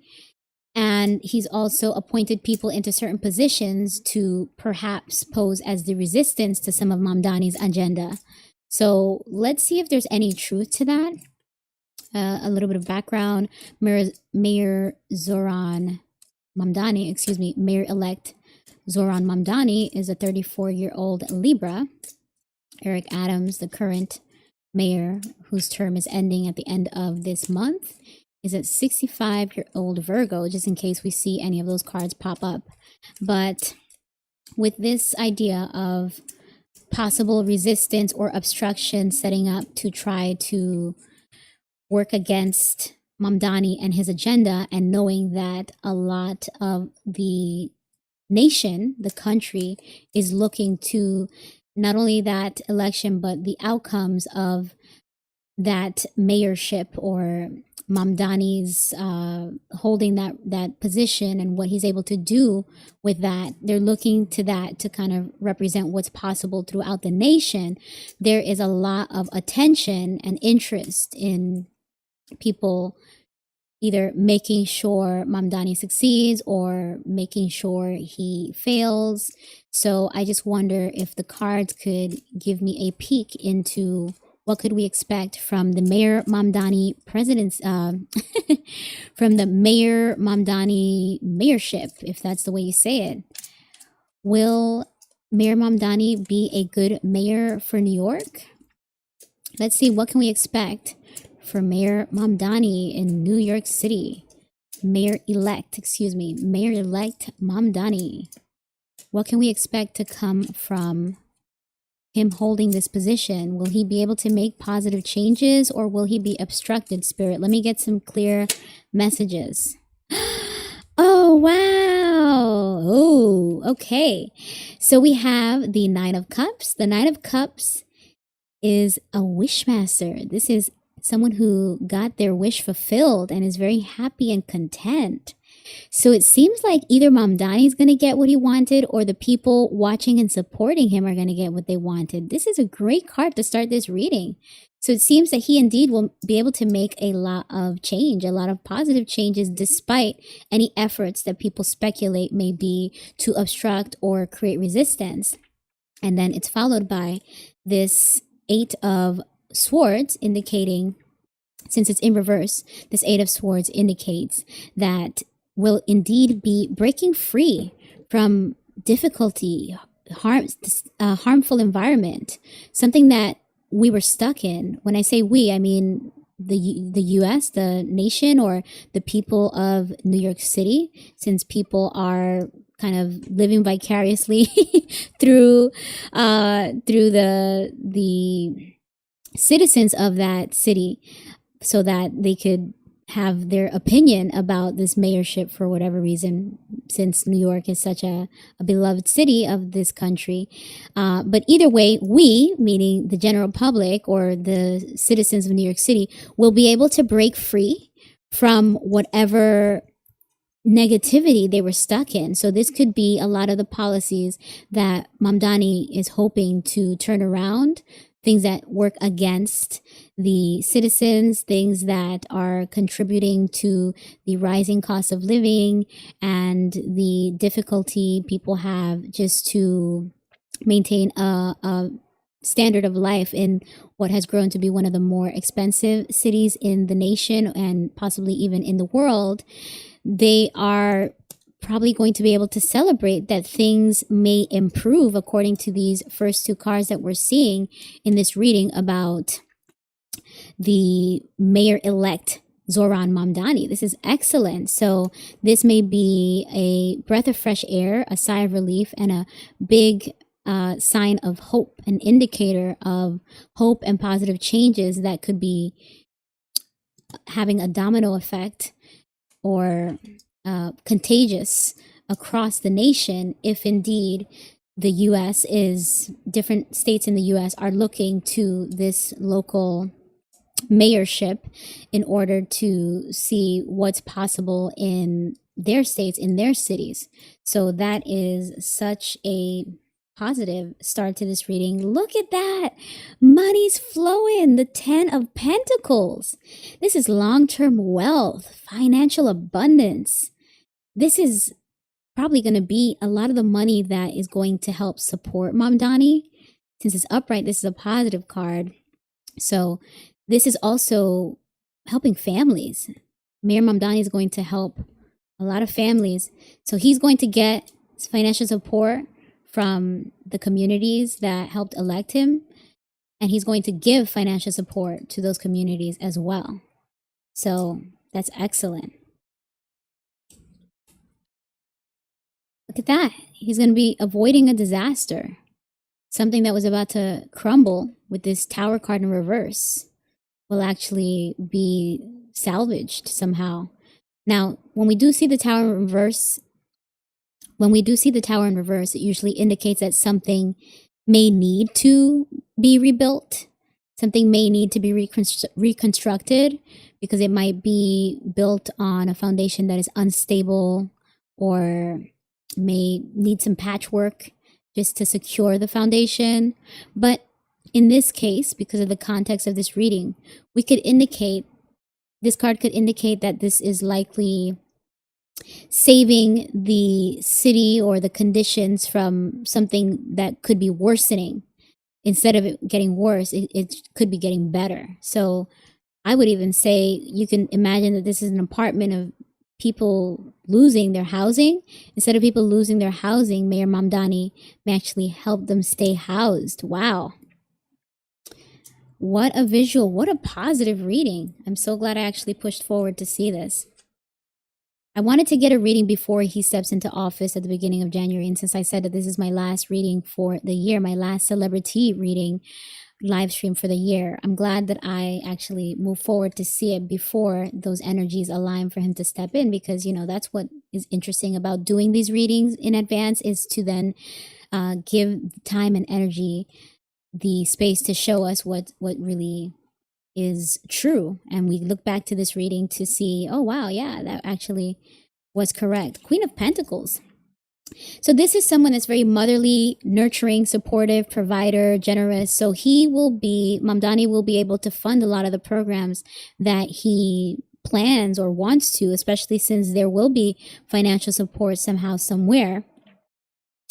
And this is going to contribute to that sense of relief and restructuring that the city will benefit from, but also the rest of the country will be able to hopefully follow suit or take note of, because not every city and state needs the same things. You know, some places are happy with the way they are, and other places may be looking for other places may have room for improvement. So I'm sure some people will allow Mamdani to be the guinea pig, and then perhaps try to copy and implement some of the more successful things that he will be able to accomplish in this mayorship in their own city, state, governorship, whatever level of government people are stepping into. This is apparently going to help create, as I said before, a domino effect, a sonic boom. What is the reason I'm doing that is because I have this visual of I don't know what you say when it's like an audio, what they do underwater. They put like an audio to see if it's going to hit something, and that's how they're able to gauge distance. It's a radar, sonic something. I'm sure once I jump off, I'll be able to hit the Googler and figure out what I'm talking about. And then I'll circle back and let you guys know in the comments, or maybe I'll edit it into the clip when I prepare this clip from the live stream. But I forget what it's called, and that's why I keep doing my hands like that, just so you know. Oh, wait a minute. Oh no, grief, loss, disappointment. I wonder what this is. So as great as these cards have been, it seems like there will be something that cannot be accomplished, something that will be a disappointment or a regret. This can also be a sense of abandonment. So Mayor Mamdani may be on his own trying to accomplish these things with this Five of Cups. Did I already show it here? I think I did. Yeah. He may be on his own, this energy of abandonment or regret. Like I said, something may not go as planned. There will be some loss, so there will be a lot of gain, but there will be some loss, some disappointment, something that does not go quite as planned. But there are no indicators that that is because of obstructionists that are currently being set up. As I mentioned in the intro, some people speculated that it may be Eric Adams setting him up, but we did not see that in the cards. It looks like out the gate, Mamdani is going to do really well. Of course, all changes take time to really see the benefits of when you're dealing with government and especially a city. But with the win some, you lose some. So while things may go really well, there will be something that is disappointing or left on the table, or just that energy of Mamdani feeling like he's doing it on his own. Let's see what else we have here. Okay, but he's going to be a really diplomatic leader, because this Temperance card indicates someone who's very balanced, someone who's a great moderator. So he's going to be really good about advocating for what he wants for his city and for his people, while also listening to the concerns of all sides and using his diplomacy in order to accomplish the goals and, you know, get the best results for the citizens of New York City. So this is an excellent indicator of the kind of leader that he will be: balanced, fair, thinking with heart, mind, body, and soul, realistic. Because when you see this angel, they have their hands on, they have their head in the spirits, but their foot on the ground. That's where you get the realistic. So this seems to be a very well-rounded and solid, fair, balanced leader. And let's see, one last card. Yeah, he'll be able to avoid a lot of conflicts with this Five of Wands reversed. He will be able to resolve a lot of conflicts, I should say. This is, instead of competing and being conflictive, this is now getting along to go along, or going along to get along. And that is, again, the sign of a good leader, someone who is diplomatic, who knows how to speak to people and appeal to both sides or all sides to diffuse situations. So I think this is a really great reading. These are great indicators of the kind of leader that Mayor-elect Zohran Mamdani will be for the city of New York. And hopefully that indeed has really good... Hello? Can you guys see or hear me? The screen just went blank again. Well, as I was saying, hopefully that reverberates throughout the nation, throughout the country of the United States of America, and is able to set the blueprint for certain changes that maybe other cities and states would like to make, or use the momentum of what Mayor-elect Zohran Mamdani was able to muster, the momentum that he was able to get and the interest that he got across the nation. Other governmental elections or positions will be able to take advantage of that momentum and interest as well, based off of what he's able to accomplish. So this is great news for the citizens of New York City, and hopefully for all of the citizens of the US of A that are able to benefit, again, as I said, from that energy and momentum.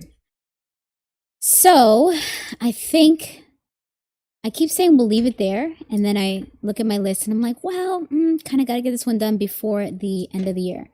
Now, the other ones, I think I could truly leave until next year, because I don't think anyone's dying for a Katy Perry reading. That one has not gotten much votes and interest. So while I'm here with you, let me just move things around to make sure that I am clear on what I have not covered as yet.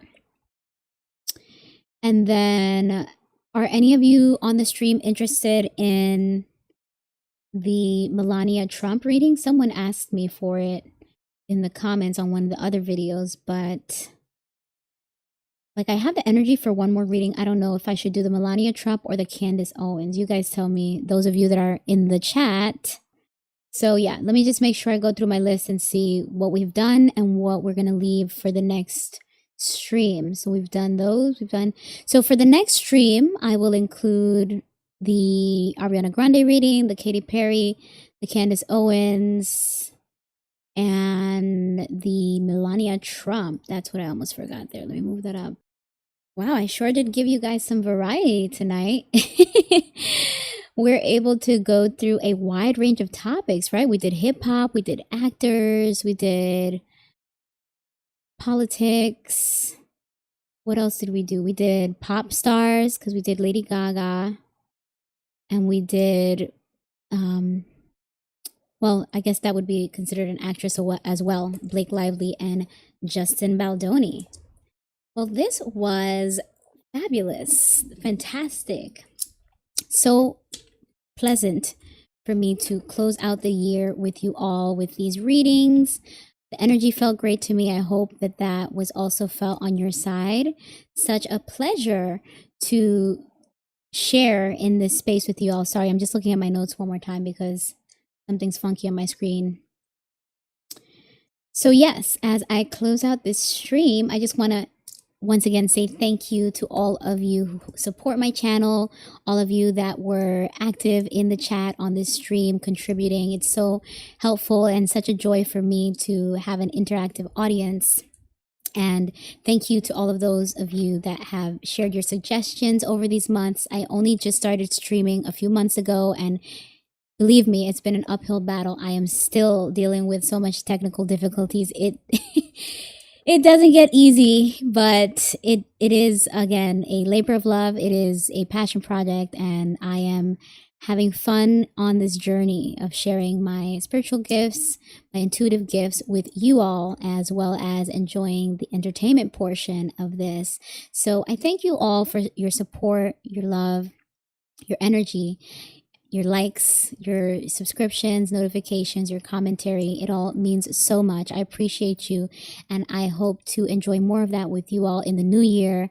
I'm just going to continue to grow, get bigger and better, and of course, more radiant. I will continue to shine brighter, as I hope that you do too. So with that, I wish you all abundance and illumination. May divine light radiate through your life.